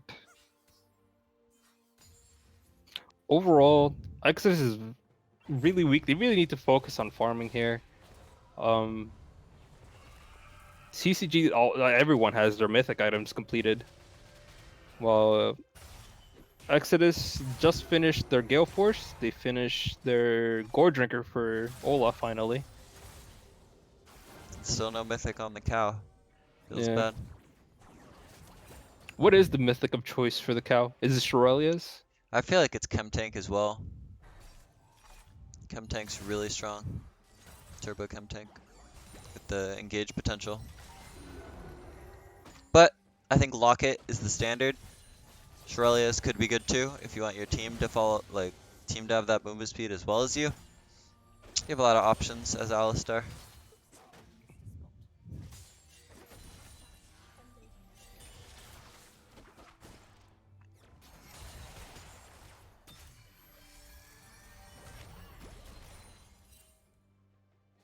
I think here, as Ruby, you would want to make a play into the top lane. Lucian dashes in and Alistar lands the combo, but Alistar's just dead. Oh, Very squishy cow. Lucian's beyond fed. Like we said, no mythic and no, doesn't pop the ultimate. I think he thought he was a little tankier than he was going for that play. But a dead support is going to lead to a siege mid lane. Right here, the Alistar is another form of engage. I don't know if it would be the primary engage, because you kind of want to let the primary engage be the Camille with the ulti, but with him down, they could have gone for a Baron play, or even just bait out the Baron and force the enemy team to answer them. Yeah, true. I think it's fine that they tried to look mid, but they saw that they were still committing all their members to defending it. Oh, they're looking for a gauge here. Rakan pops the Ooh, Shirelius. dodge, nice dodge. Doesn't find anything, however, and that kill on the Alistar actually results into absolutely nothing objective-wise. Yeah, I think you're right. Baron could have been the move there. yeah. You don't have to Lucian. necessarily do it. Yeah. If the enemy team starts walking into you, just full turn with Rakan ult. Yep, you can force them to fight, and even if they don't want to fight, they're just trying to like do the Baron dance. They lose minions from farming in the bot lane and in the mid lane. It just overall forces them to spend their time on preventing the Baron instead of farming and getting back into the game. But Soul is coming up soon, so Ruby should have the prio here to put down wards, get vision, potentially get a pick while Shen goes top lane and has the TP and ult available at the same time. Everyone on Ruby also got their back, so they all spent their gold. Well, Jin is just now recalling. 15 seconds on the dragon. Overall, like, what are your personal thoughts on like when is the best time to like get your resets off? I think you Before want to be dragon? there 30 seconds before ready. So reset about a minute before dragon Yeah. spawns. Minute, maybe you can maybe I'd get away say, with like, 45. Yeah, I say 50 at the latest. Yeah, 50 sure. seconds before it spawns. And that's a dead jungler. CCG committing every single flash in the book to follow him over that wall. Hey man, it's never gonna be a 50-50 if the jungler's not alive. Yeah, true. That is Infernal Soul over to the side of CCG Ruby, and this game is Ooh. looking like a wrap. Like you Yeah. haven't really seen it explode yet, but all their gold lead and now Infernal It's- Soul, it's all yeah. gonna amount to one fight that. Syndra with Infernal Soul feels so good. Yeah, just adds so much more to that burst, and they're turning their head towards Baron. We'll see if CCG Ruby is able to secure this. Not to mention Lucian's burst potential now with the Infernal Soul and PTA. Yeah, true. Auto, 3 hits, Yeah. Q, and then they're probably dead by then, honestly. Shine over Nah, the at wall, that point, zoning. you just eat auto, get the double auto, W, and then ulti. Kind of letting Jin actually have an angle here. Oh, okay, I thought. Pretty sure Hey. Jin could have hit that, by the way, but it's all good. Good attempt. That was their best shot. Olaf was still at base, and if they go into the jungle there, they definitely end up dying to a Rakano from over the wall. So overall, doing the best they can given the situation of the game.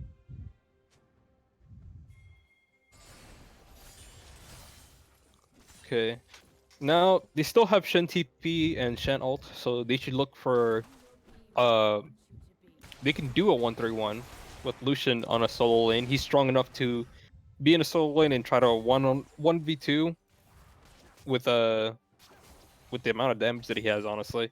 Or they can just do a 1-4, which is the safer option, honestly, where they just have Shen split pushing top and then everyone else goes bot lane, forces the enemy team to split.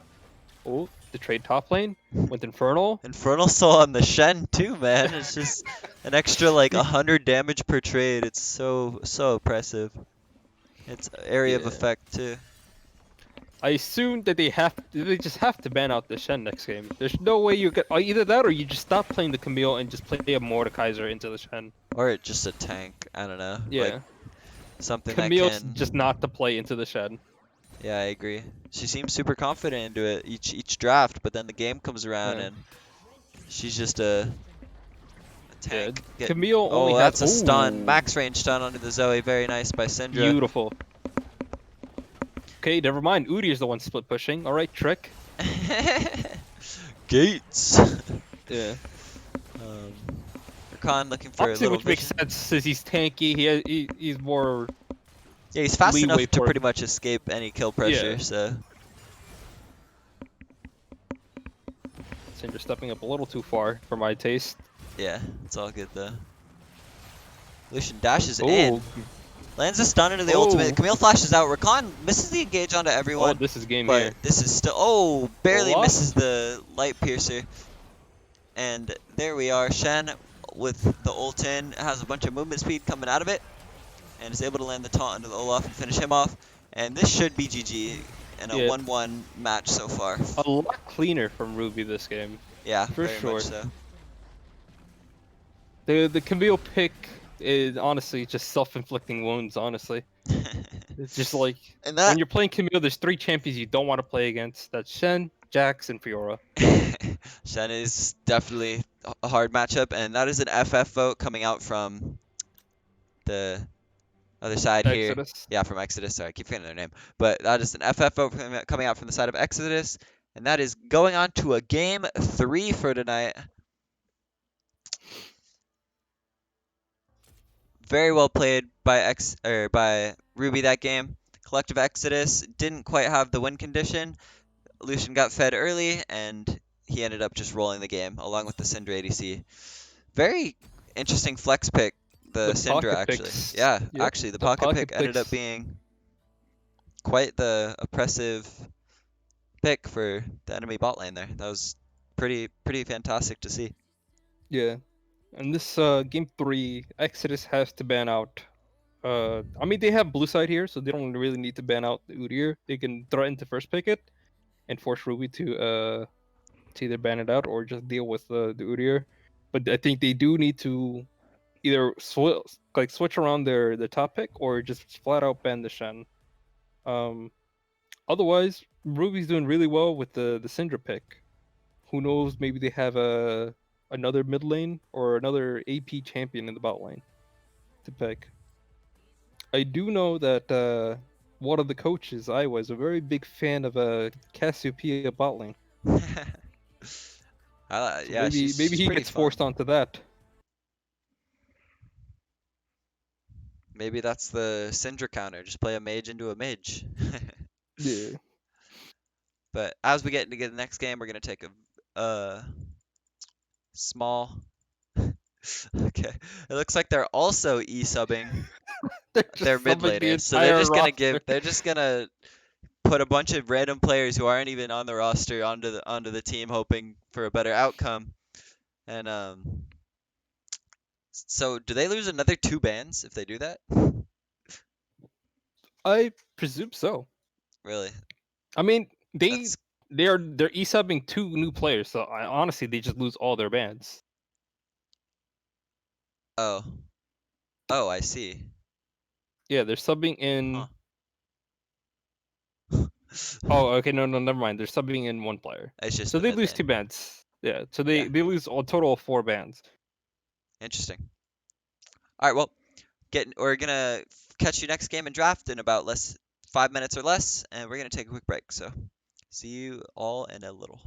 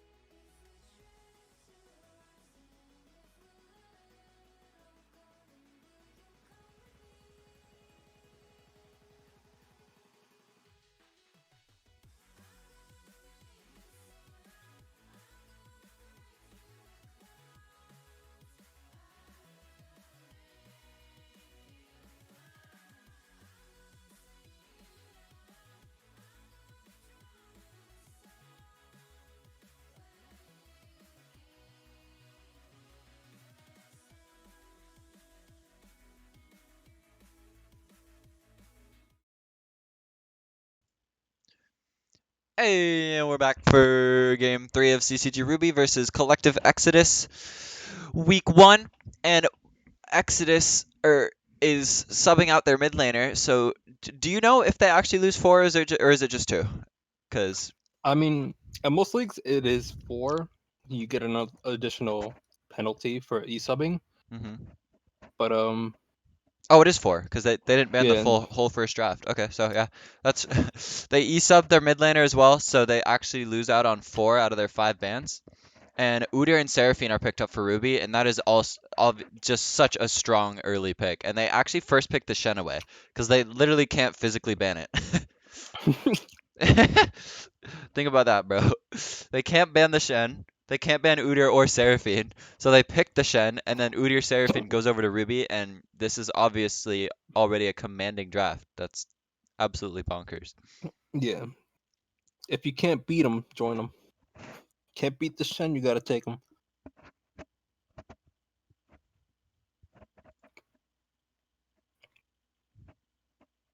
The Blitzcrank picked into the Seraphine. It is known to be like the kind of go-to counter. You can break shields with your ulti, and if you hook her, she's pretty much just dead. Hecarim picked up for Exodus as well, hoping for the Hecarim Shen combo to roll this whole game. But yeah, Seraphine can still be flexed into the middle lane as well. Yeah, true. That was a Galio, so we have a mid support flex here. So Galio can be mid or support, Seraphine can be mid support or ADC. So a lot of flexes coming out here from CCG Ruby going into part 2, and Exodus with their one ban is going to have to need to use it wisely. Who do you ban here? Do you ban out the Lucian? Oh no, they decide to ban out the Lucian, surprisingly. Probably, I think that confirms that the Galio is going mid then, because that's a terrible matchup for Galio. In my opinion, I that's mean, what it's that also means. true, but I mean, if Galio also goes bot lane, it's still a bad matchup for Galio. Yeah.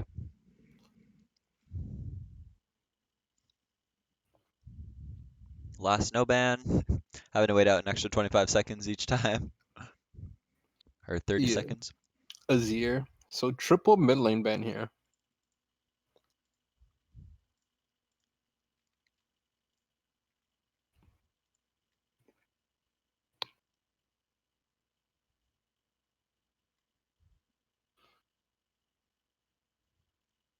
All right, what is your one and only ban? Exodus. Let's see what you got. The Yasuo. Okay.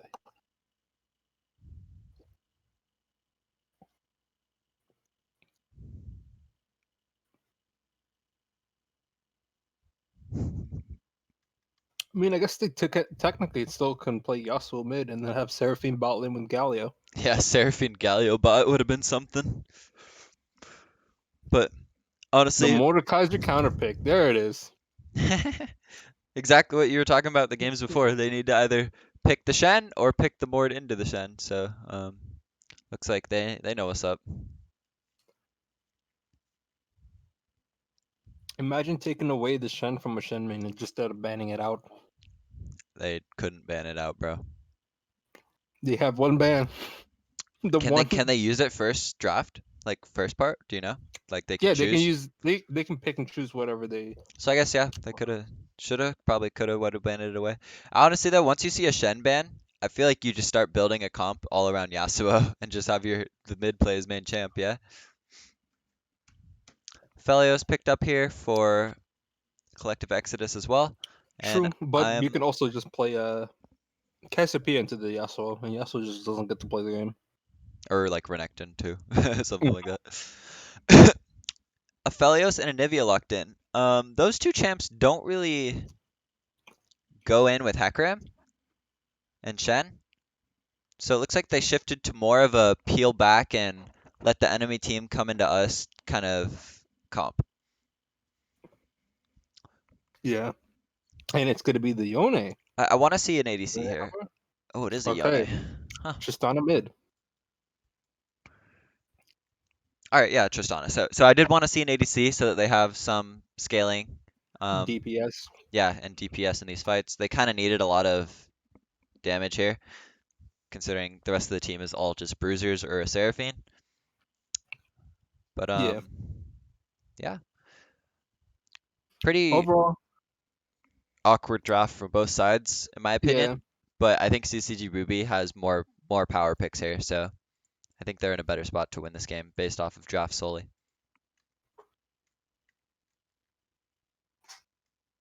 I agree. There's a lot of flex picks going around in the first rotation, which I assume this might have been an Iowa draft since he's a big fan of making sure that you pick in your first rotation picks that you have a flex pick where you can get a cheeky counter pick in the second rotation if you don't have a last pick in draft. Even though they're red side and they do have last pick, but they can get a double counter. True, and I'm curious. It still could be Seraphine Galio bot with Triss mid Exactly, into that's what I'm Anivia. saying. I assume it might be actually just Triss mid. I think it is Triss mid as well, because how I else are you think, gonna abuse Anivia? yeah. I mean, if you play Seraphine, it's just gonna be a farm lane essentially, Yeah, because Seraphine outranges Anivia, but Anivia also has egg, and Seraphine doesn't really have all-in damage. I think Seraphine is actually the best to go mid here, because if you have run Seraphine bot into Blitz, you're gonna get hooked once and die, whereas Galio is fine getting hooked. He just taunts and has the aftershock after, and he's tanky enough to survive. And then it's even an engage tool for Tristana if you're paired with that. So I personally would like to see the Triss Galio bot with a Seraphine mid, and then Seraphine Udyr is 2v2. It's a lot like Syndra, but Syndra didn't end up being mid last game, but it's still the bear stance into Seraphine Soundwaves Yeah, to root him up I don't in. know. In this game, Galio doesn't really want to stay. I mean, when you're playing Galio, you don't really want to stay in lane for too often. Uh-huh. You really want to roam around, be a nuisance, and then ulti back to bot lane or ulti onto another lane. Galio is really good into Hecarim too. Like he tries Yeah, to devastating charge and you just knock him. taunt him out of it. No, taunt him out of it. Like it pulls the auto. It's Oh, so okay. strong. Yeah. So if he's ever running at your ADC, you just charge the taunt. He either has to back off or he wastes his E on you and he misses all his damage on the ADC. All right. Well, we're about to get into game number 3 soon. We're gonna see who comes out the victor. So far, um, game 1 was a real tragedy for Ruby with the DC, but game 2 they picked it up. They played the game very cleanly as well. Not a lot of mistakes, very few mistakes. Good map rotation, good tempo. Let's see if they can keep it up in this game as well. I think game 2 they probably caught them off a little bit off guard with the Syndra bot lane. They probably assumed it was going to be the Lucian bot Syndra mid. Yeah. All right, let's see. What is it? Who's going mid? Is it the Tristana or is it the Seraphine? Oh, Seraphine mid. We got to keep in mind that they can also still swap technically before the 22nd on lock-in. So we're not 100% sure, but it looks like they might go with the Seraphine mid. Yeah, and like this is what I wanted to see from this comp from the flexes. They have quite a few of them, but I think Seraphine mid is the best option just because it neutralizes mid. Anivia is not gonna get a lead per se. They're gonna be even hopefully. And then Galio Triss should be a lot stronger than Aphelios Blitzcrank Yeah, in the I early think stages of the game. Pre-6, Seraphine has the early shove on Anivia, because Seraphine can just do double sound wave into Q. Mhm. Q doing extra damage to low health enemies or minions. Yeah, true. So I don't think as Udyr you want to come in to gank Anivia, because since you're Udyr, you're only running in a straight line, pretty much. I mean, Anivia can just wall you off. yeah, either she can either go for the stun with the Q, which is pretty easy, or if that misses, then she just walls you and you're sad in either Exactly. way. So at this point, if you're playing this lane as a like a jungle mid combo, you want to be roaming with your jungler. you want to get early prio because again Udyr is gonna outclear Hecarim. Hecarim has a pretty fast clear, but Udyr is just like unstoppable. Not until next patch when they nerf him again, where he can full clear the jungle real quick, and then Seraphine gets prio. They can fight for Scuttle, or they can just flat out invade the Hecarim if they know where his pathing is. Mordekaiser into Shen. Mordekaiser is a good counter to Shen. Anytime Shen is trying to ult, Mordekaiser ults him into his death realm. Galio really good at roaming. You can have like this CC roaming ball of just death. I mean, there are a lot of AP damage here, so this might be a Merc Treads game, if anything. Oh, Tristana. Are they gonna swap back, or is it Tristana mid? All right, Looks like it it's looks like locked in, and it's gonna end up being Trist mid, and then Seraphine ADC. okay. Well, Trist does have a lot of kill potential here onto Nivea, but I don't know. I don't know how this matchup goes because I'm not a big fan of playing ADCs mid. Not a fan of playing Lucian, Tristana, and Graves mid. So I'm not too well versed on these matchups, but I think Tristana the whole Tristana has like the early push still, just because of her E on her passive E. Pre 6, but after 6, Adivia just like completely shoves her under tower. It's up to Tristana to actually do some early game aggression, probably take out her egg or force a flash, something, anything, because otherwise, Anivia is just gonna scale and just two shot you. Yeah, and I'm wondering if Zeus Lee, he's liking the ADC's mid recently, apparently. I'm wondering if he's gonna take cleanse again, because if so, with cleanse and Hail of Blades, you can literally just jump on Anivia anytime Yeah, before 6, and just cleanse the stun, and you get her flash, and then next time, if this she game ever, is actually a good game to get cleanse yeah, because yeah, you have I Ekram agree. Fear and Shen Taunt, Yep. And Triss is and really good into Blitz too. You can never really get caught because you can always buffer the rocket jump and just get out of Blitz hook like it's an Ezreal E. yeah, man. But I mean, I doubt this happens rarely in Diamond and Urilo, but in Platinum, bro, if you got an Ezreal, it's just GG. You lost the game. You have Really? an Ezreal on your team, yeah. Bro, Ezreal's There's pretty strong like right half now. the time. No. Ezreal half the time can't fucking get the E buffer onto the Blitzcrank hook. The amount of Really? times to see an Ezreal get hooked by Blitzcrank is just like it's criminal. They should be sentenced to jail for It's pretty getting hit funny. by a Blitzcrank hook and not eating away.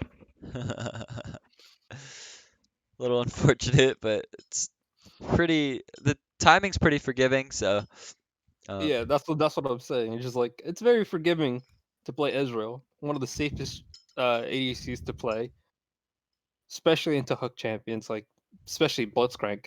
yeah. But overall, in my solo queue games, Ezreal's a dodge for me. They don't know how to weave autos in between queues. That's when you know that the game is doomed. If they don't weave autos between queues, it was like, all right, well, we don't have an ADC this game. Yeah, the autos it's hella underrated actually with Conquer and Ezreal passive. Yeah, You start pumping out auto attacks that you have a lot of AD behind them, and people are so focused on landing the skill shots they'll like try to flash Q when like you could have just ran up and flash autoed auto. them or Yeah, flash, yeah, flash even auto. flash auto.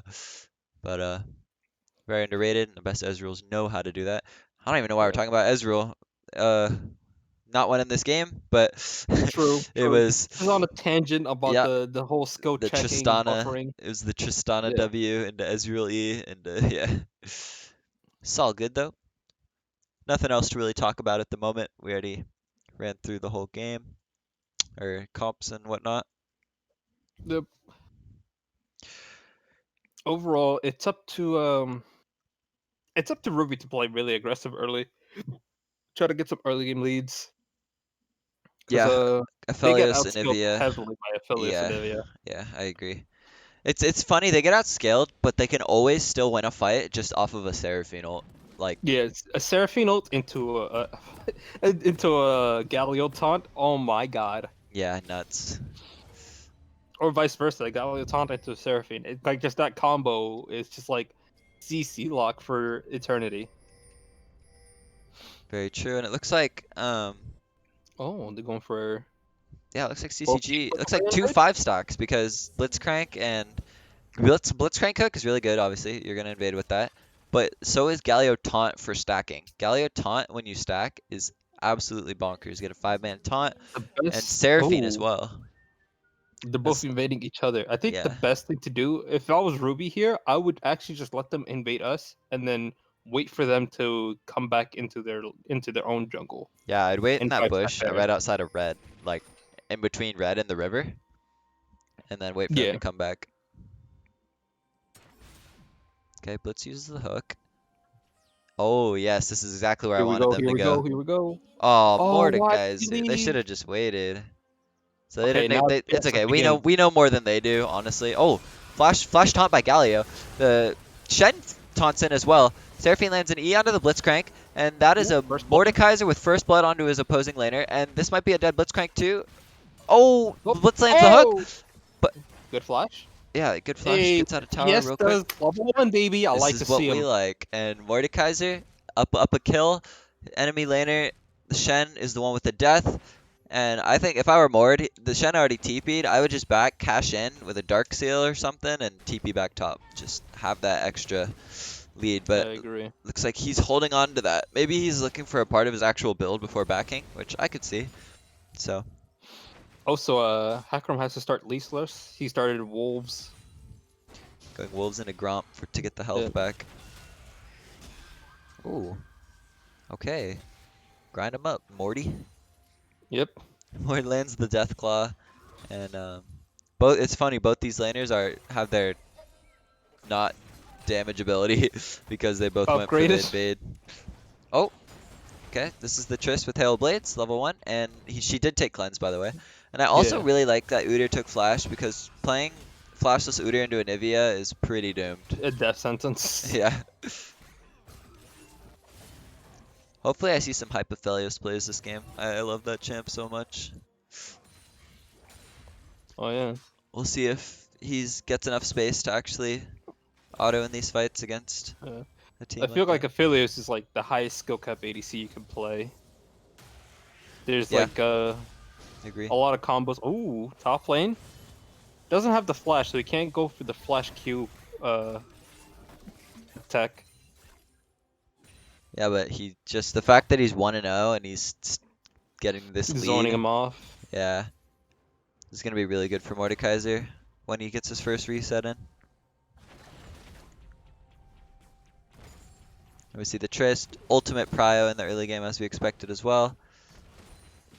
22 farm to Anivia's 14, and she is a sad ice bird right now.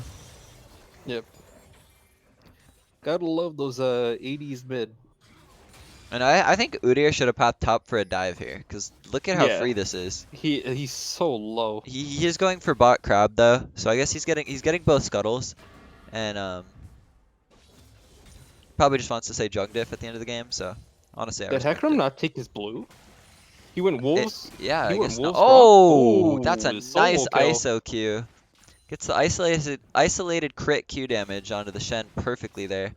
And yeah, the Heck's still level 3, hasn't taken his blue, is just now taking his red. And this is a struggling pony right now.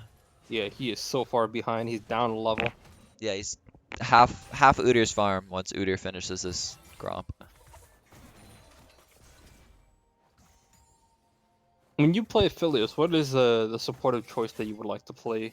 I think Thresh is the best support for Aphelios right now. Yeah, That's I what you would see the also most in agree. LCS, and the Lantern on a champ with no mobility, excuse me, is really good. Necessary. Yeah. Yeah.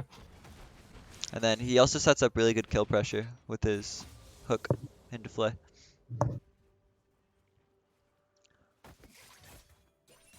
I don't know if anyone knows or if you know, but there's like a set Aphelios rotation of guns that like Mm-hmm. gives you the best combos. Not like so it basically makes it so that every combination of guns that you have is a good one. So like you never have purple white, which is known to be like the worst one. You know, you know what Yeah. I mean. So Oh, okay. we'll see So if there's a way you can use them all, yeah. where There's a you get them way into a you good want to dump rotation. them, so you always get a good rotation. And he's Oh, I he's didn't. already messed it up. I mean, it's obviously it's personal preference. It's just like a thing on Yeah. Reddit, Aphelios Oh, fans. okay. But Oh, okay. I it's wasn't aware like of that. I knew that there's a set rotation. I didn't know that you can manipulate the rotation. yeah. So it depends on which ones you dump first. Is the next one that you're gonna get on the next like when it restarts. So yeah. Okay, Mordekaiser hit 6 here. Shen still no flash. He technically just ult him the next time he overextends. Yeah, like if he had ulti there, Shen taunt doesn't even help. Udyr's selling Drake right now, so Yeah, he's soloing it. The power of having Prio in 2 out of your 3 lanes, well technically 3 yeah, honestly, all all three 3 lanes lanes. have prio 100%. And Pony's level 4, Udyr's level 5 with a dragon under his belt now. And Overall, everything is going really well for the early game for the Ruby, which they really need. They oh, can't let this game scale to late game. yeah, agree. I feel like the Blitzcrank should be looking a little more for Yeah, some hooks, but he just does not want to hook the Galio. I feel like Hook onto Galio is a Galio stun, Galio taunt into Galio knockup. yeah, it's just if when Aphelios has Gravitum, I think there's not too much threat of that actually, because you can keep him CC'd for so long, you can just get a one-sided trade, and then if he overcommits after that, then you can just kill him. But it's all good. They'd rather just farm with the Aphelios, I'm guessing. Triss does not have Rocket Jump available just yet. Jumps in, and she's actually just gonna get solo killed there. A bit greedy. I would have just left after Nivea hits 6. She actually hurts. Okay, bot lane. Udyr The flashes in. flash. He's getting Oh, rooted. Aphelios still has flash up, and oh, the hook oh, for the hook. re-engage. And needs one more auto, and they get it off, and And the oh, ignite the Ignite finishes him takes it. off. Wow, that was Oh very yeah, well I think played. he was trying to flash over the wall, but failed it and got halfway there. Yeah, that is what that looked Unfortunate. like actually. And I don't know, if I were, there's no reason to play around your bot side this game as Udyr. They have good Yeah, CC, but they're literally just there because they're champs they're made. kits, you know? Yeah, they're Like they're for team fighting, not yeah, their necessarily winning the utility, lane. they're not gonna carry the game. They might carry the Yeah, game, but not. They don't need a lead to do so. It's all about their abilities and yeah. At this point, I would just be perma camping top lane and mid lane while yeah, also agree. invading the enemy jungle. He hasn't seen Hecarim, so he doesn't know how low he actually is in like overall in levels. Yeah, So if he had any vision, if anyone got deep vision on Hecarim and they saw how down in XP he is, maybe he would have changed his decision making and going into invades.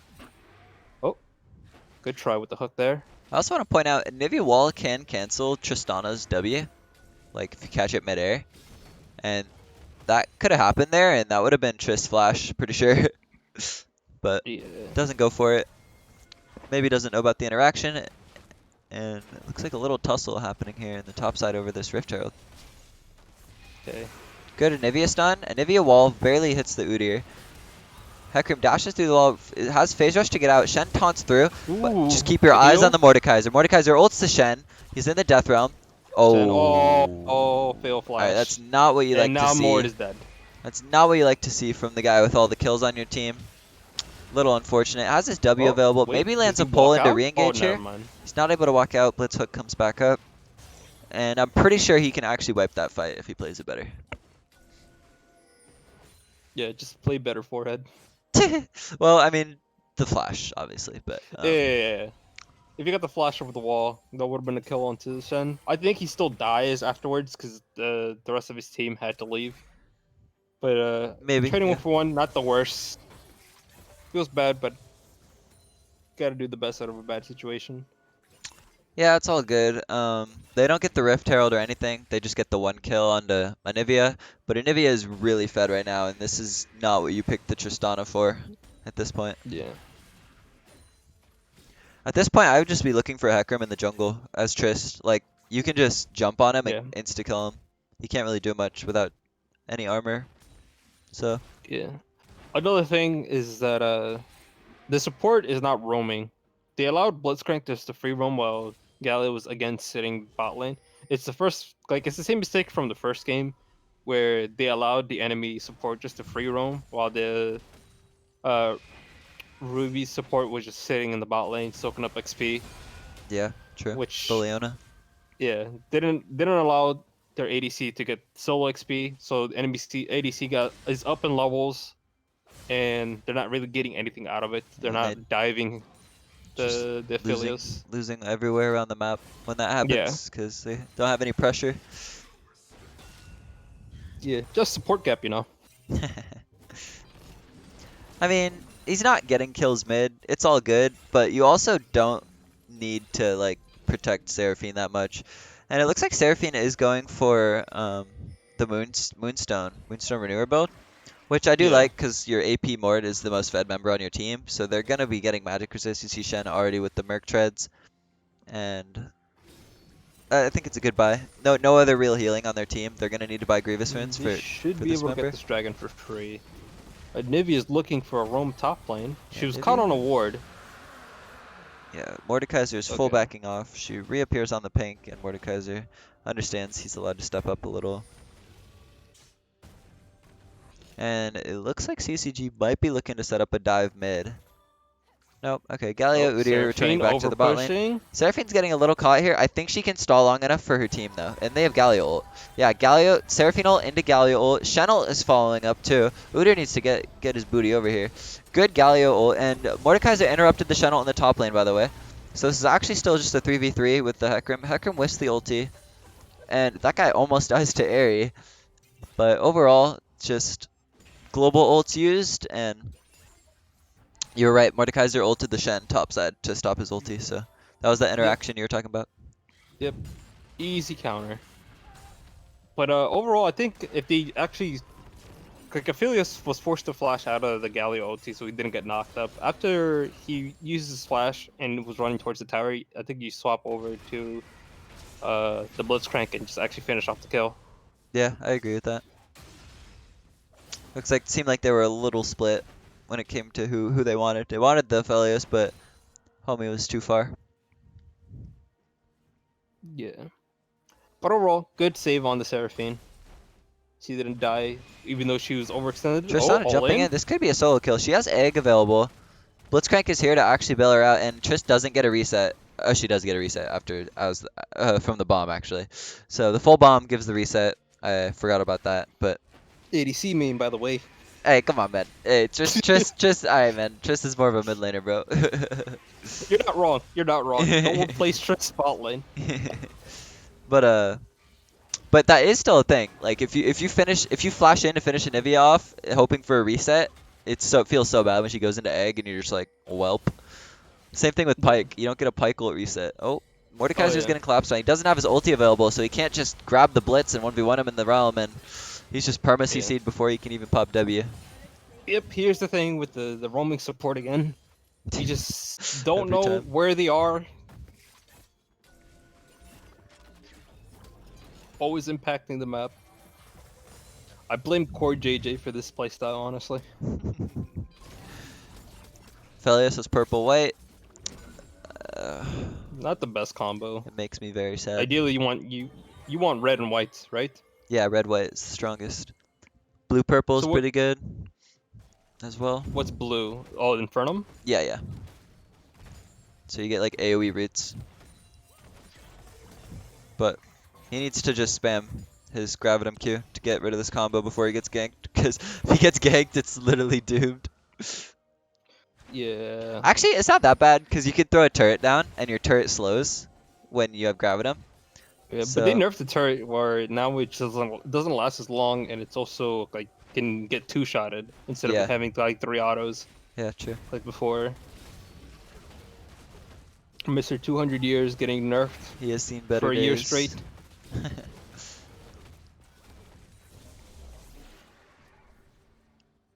Seraphine is being looked on by Blitzcrank here, and she's not backing up in time. She's actually just going to get collapsed on here, actually.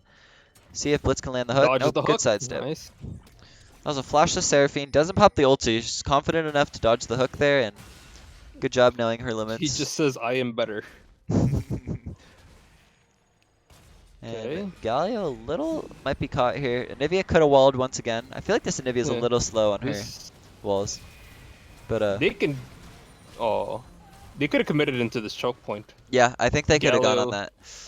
If they had Seraphine, for sure. Seraphine had TP up. She could have probably TP'd mid and they could have looked for that fight. But I think now for CCG, since they've broken mid, they should group for this next dragon as 5.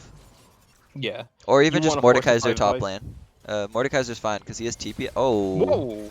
wait, that was so weird. But I've Yeah, never I seen thought he that was out. interaction. No, he was out, but then he E'd backwards. So it got him Oh, right back in range, and then as he's getting pulled back, his E goes off. Like the second part. So he punched. that's such a He, weird no, it was interaction. so weird. He punched the blitz back in this guy, and then that actually saved him because he got his aftershock off, and they couldn't one-shot him. So it's actually super clutch. Blitzcrank getting a little Justice caught out here. punch. Hecarim ults into 3, and the Tristana is Oh, absolutely gets Tristana? Blitzcrank pulled. Anivia flashes the wall. She's kind of in a bad spot here, but Aphelios has so many Chakams, and he's just going to tear up this whole fight from here out.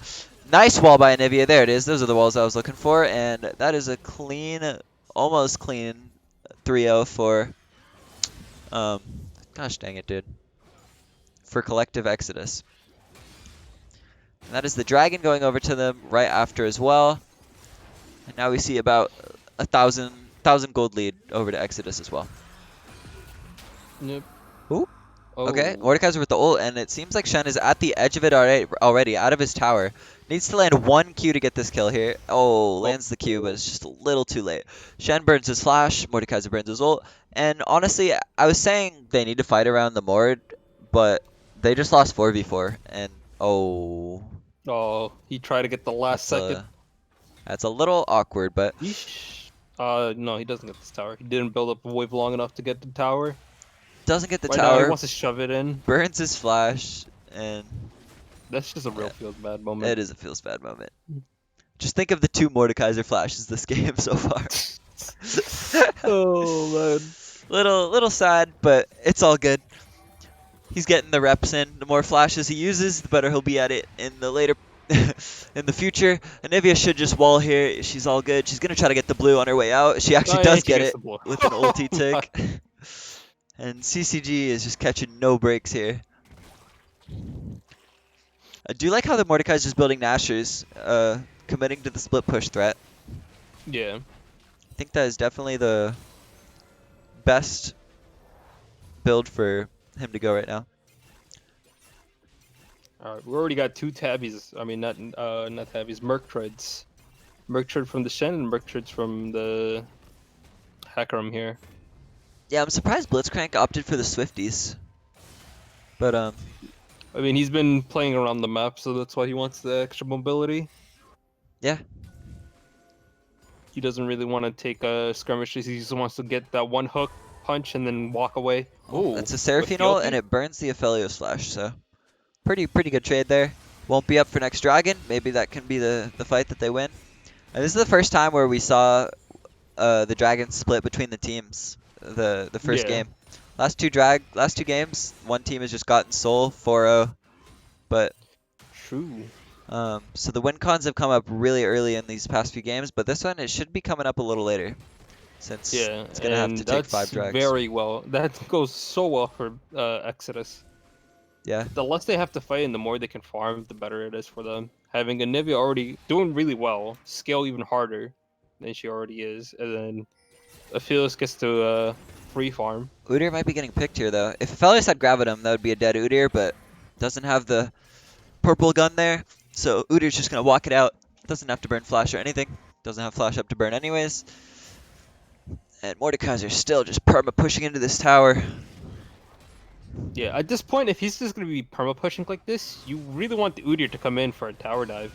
Just like have a team tower dive, the Shen. Yeah, either tower dive or just like go into the Just enemy get the jungle tower. and start Yeah. taking some camps, or like, cause just standing there right outside of the tower fishing for ease isn't really gonna do much. He's gonna do it again. Look, he's just standing right outside. He's just looking for abilities.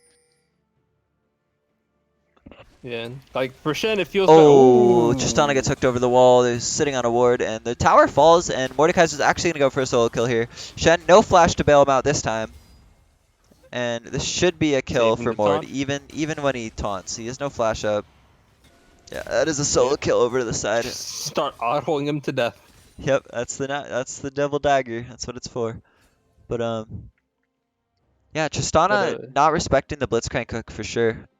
Is able to yeah, buffer, but like when he's out of vision and just over the wall, you're not gonna do it in time. So I don't yeah. blame her. Oh, Just needs to another respect it a one? little more. Oh, the Galio might be getting okay. Nope. Good thing he didn't E backwards again, because that's actually Yeah. got him killed last time. Even Eing forwards works because it pushes you back first. Yeah, but gotta start working on vision when you're playing against a Blitzcrank. Yeah, Blitzcrank has the fastest hook in the game, which makes it harder to react to. With Thresh, you could still see the wind up animation. With the Pike, you can see him charging up the hook. yeah, With Blitzcrank, it's just point and click, and it's just like gone. yeah. It's You just just get it's abducted into the sent. shadows. We do see Mordekaiser coming down from his lair in the top lane. He says, "Alright, fine, I want this drag." And he's pulling up with his team with a full Rift Maker and almost his wait, what is he Dash building into. actually? He actually went Giant's Belt, so it makes me think he wants to get Demonic. Oh, Galio gets hooked in here. Needs to just get his taunt off to get his Oh, Aftershock. That's a double big Seraphine taunts. ult into the taunt, and that's a dead Aphelios. He had purple white, by the way, just a side note. And the Anivia is ulted. Perfect person to ult here from Mordekaiser. Lands the E, pops her egg. He's going to come out with full conk stacks and killing the egg, and this is a clean sweep for CCG Ruby. Oh, that was the best Serafino you can ask for. Well, not necessarily the best, but one of the best options. When you get the double backline taunted into like follow-up CC, It's exactly what you love to leaves see. the enemy team with no damage other than the Hecarim. Yes, sir. And that is the team fight. That is why you pick Seraphine. You pick it to just Yeah. 5-ball group on objectives. That ultimate ability is probably the strongest ultimate in the game, in my Yeah. humble opinion. Yeah. I mean, there's already like Oops. only 2 champions have a charm in their kit, which is Rakan and Ari. Her having an AOE ult that extends to like 5 screens is disgusting. I'm yet to see how far Seraphine ult truly can go, because technically it extends through your own teammates and enemy champions. So Yeah. technically it could extend a total of 9 times. Yeah, true. Imagine getting Seraphine ulted from 9 screens away. Literally I possible. would quit the game at that point. So sorry about that, everyone. I forgot to put the overlay up this whole time. Whoops. But it's all good. We still saw the whole game up to here, just didn't have the scores and all the extra effects. My bad for that, everyone. But next objective is going to be Baron, and CCG is on sole point here, so they're Yep, looking. and it's another Infernal. Yeah, another Infernal Soul, true. Yeah. Ooh, good Galio try. almost getting yoinked over the wall, but not quite. I think Infernal really benefits the Tristana the most because she has the burst damage. But I mean, Infernal Soul is probably like what the second best soul you can get. You ideally want Ocean just because you have boatload of healing. But having the extra burst damage on literally any champion is so good. It's very strong, yeah. Yeah. I could see Okay. Air Soul being really good too, because Udyr, every time he uses a basic ability, the way it works for him is he gets the Air Soul, but it's a 30-second cooldown. But more importantly, the Seraphine and Galio ults are on a lower cooldown, and after they use them, they have a bunch of movement speed, which is really strong. But Shen just waiting here for the wave to push up. He doesn't want to get caught out. Good. yeah, makes sense. Nice and smart. Udyr's, I Come mean, on. the Mordekaiser is Taking putting down camps. a ward in the jungle, making sure he's not going to get collapsed on. Of course, if he sees someone on that ward, he's probably already dead anyways. True. If it's enough people to kill him. But he does have the ultimate available, so ganking Can Mordekaiser buy is some time. pretty hard when he has ultimate. He just ults whoever's the weakest and at least trades 1-for-1. Oh. And Galio once again getting caught looking for wards here. Oh, max he range did hook, the A but this is still animation good. again. And he actually Oh, baits them into taking a bad fight, and the Seraphine is able to pull up with the ultimate and land a two-man. Very nice. Udyr's landing the stun onto Anivia. She walls him off, tries to get the kill oh back. no. He's fine, he's fine. He's walking it out. Doesn't have flash available. Lands the stun onto Seraphine here. Seraphine's flashing in, and wow, okay, doesn't even need to land anything. Mordekaiser might actually die here, though. Mordekaiser's all good.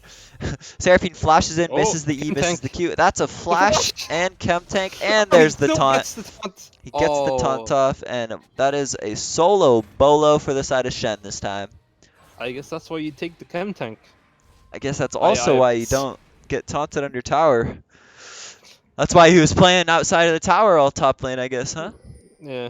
Yeah, he goes up to auto the tower, gets taunted, loses all of his health, and then just chased down. And I guess, yeah, I guess Chem Tank is the move. But either way, And that would have every been, time. sorry, Go that on. that would have been a Baron because Mordekaiser has just recalls and then TPs to Baron. I'm pretty sure that would have been a free Baron for the side of CCG because they had a really nice fight mid, and then, but unfortunately, I the think he 1v1 was of the taking the side lane. aggressive fight just to prevent the Shen from ulting on in that Oh, fight. yeah, I think that's why he was like underneath their tower, trying to make sure he doesn't have space to ult. that would make sense actually. Yeah. But Didn't cancel the Shen ult because the Shen didn't use it, but just the pressure of him stopping it, I guess, stopped the Shen from using yeah. his But stand beside me. overall, every time I think Udyr's dead, no, he's never dead. He just runs away. He just gets to walk out of the team turtle fight. Yeah. stance shield. Turtle stance into bear stance to get the bonus movement speed while still keeping the shield. Okay. We have Infernal Getting Dragon Soul Soul. spawning in 15 seconds. It's going to be a game of mid priority and land the ult. Ooh, doesn't land the Q, but this should still be fine. And if they get this kill onto Anivia right before the drag, yeah, Oh it's a my wrap. god. It is a wrap. That is very good for Oh CCG. man, that isolated Q does so much damage. It really does, and Penguin is absolutely showing up in all three of these games today. It's very nice to see.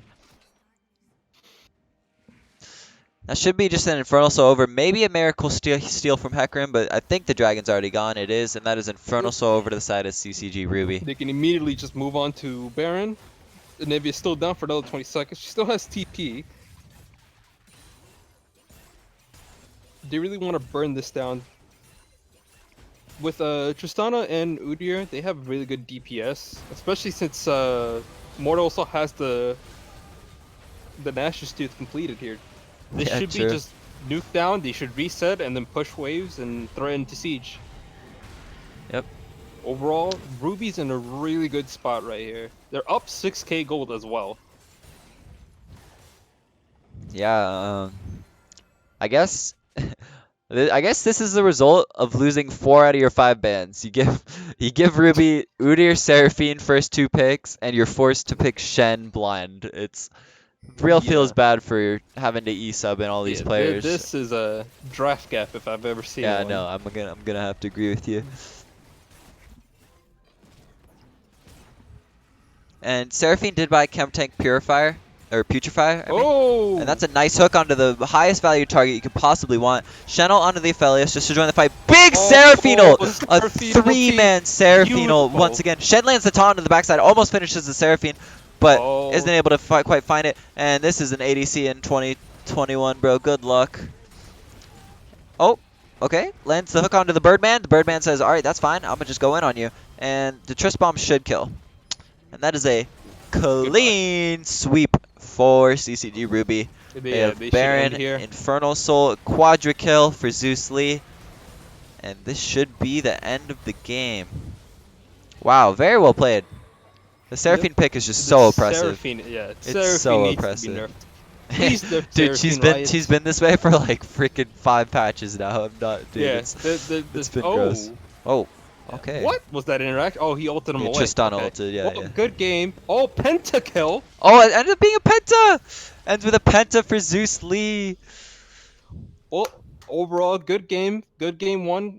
Good game two actually, not game one. Game one's kind of a fiesta. Good But game one two was the and game warm-up. three, yeah, yeah, just warming up the hands. But overall, really good game two.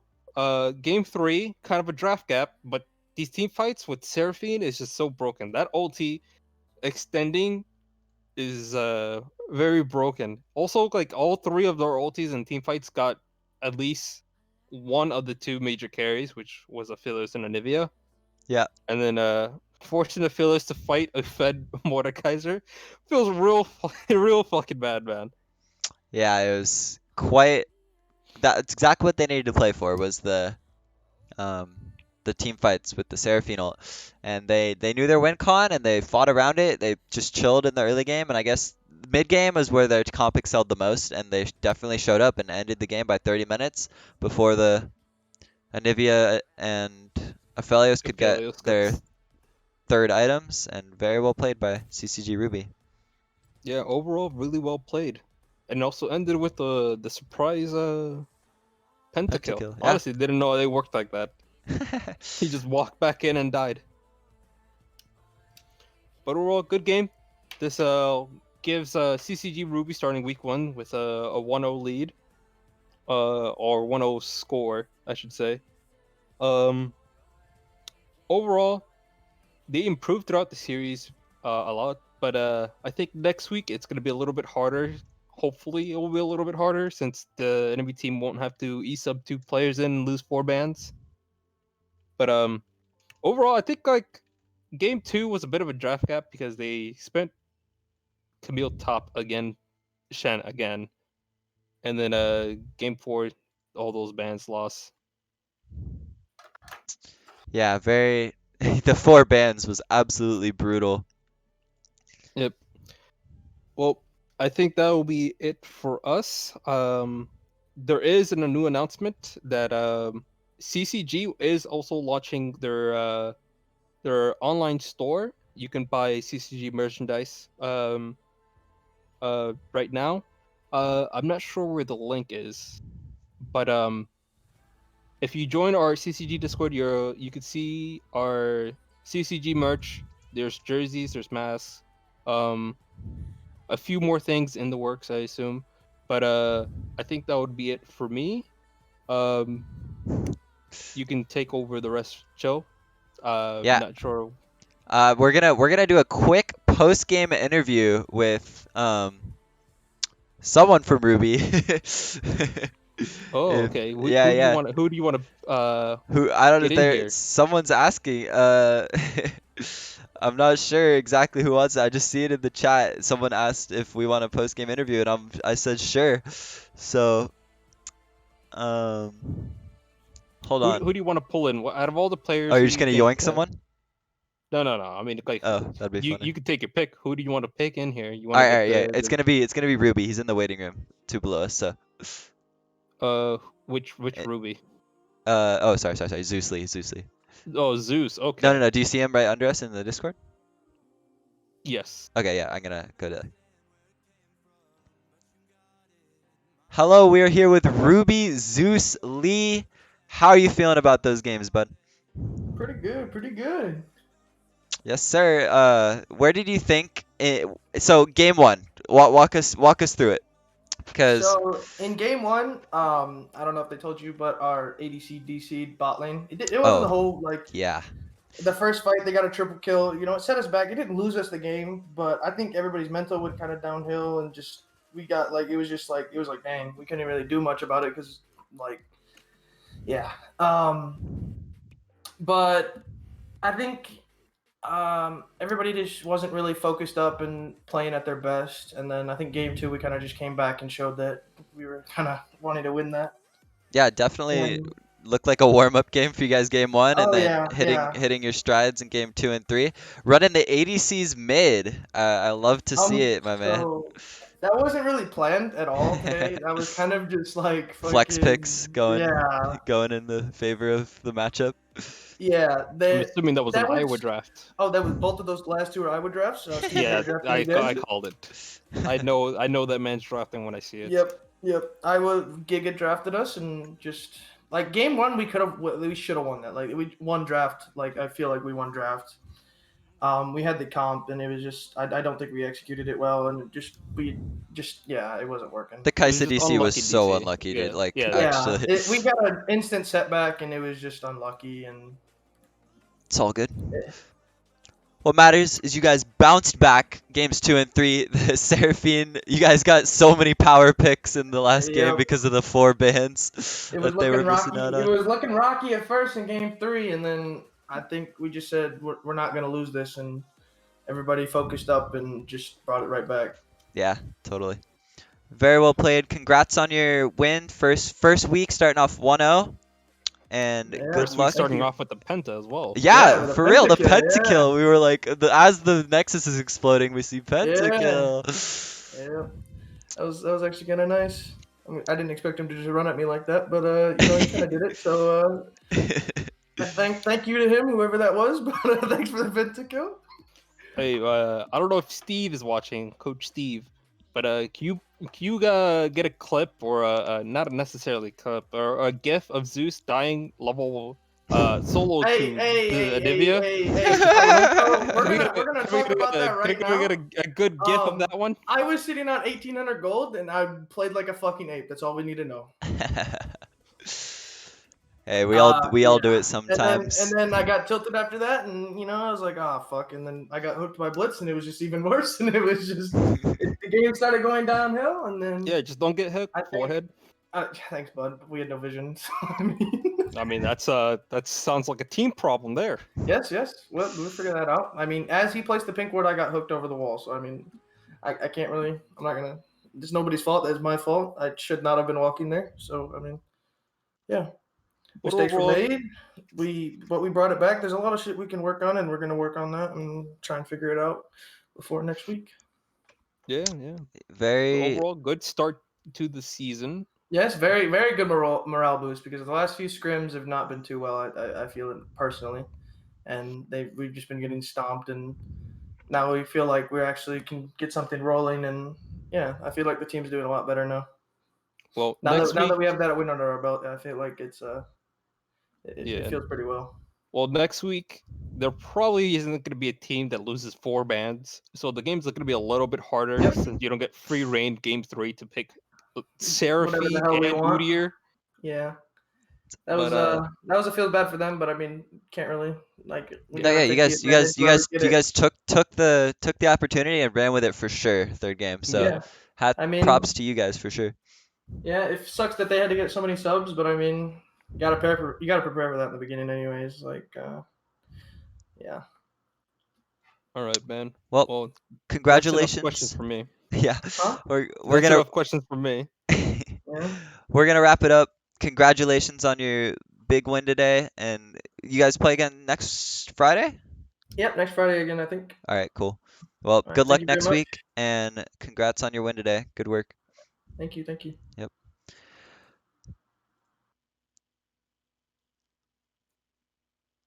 Alrighty, we are gonna wrap it up there, everyone, and that is gonna be the end of the stream today. So thanks for tuning in. Hope you guys had some fun games. It was really fun casting with my boy Laws, and thanks for watching. Anything else from you? No, I mean, I expected this game. Not gonna lie, I expected this series to be a complete shit show, but I'm thoroughly impressed. He he improved massively from their That's scrims from last week, that's really which I good. watched. So hopefully to keep this trajectory, keep going up. Um, did you really? There's a few mistakes that they need to work on, but overall, I have high hopes for Ruby. Um, but that's it for me. Thanks for watching, and guess I'll catch you guys next week. Yep. Have a good one, guys.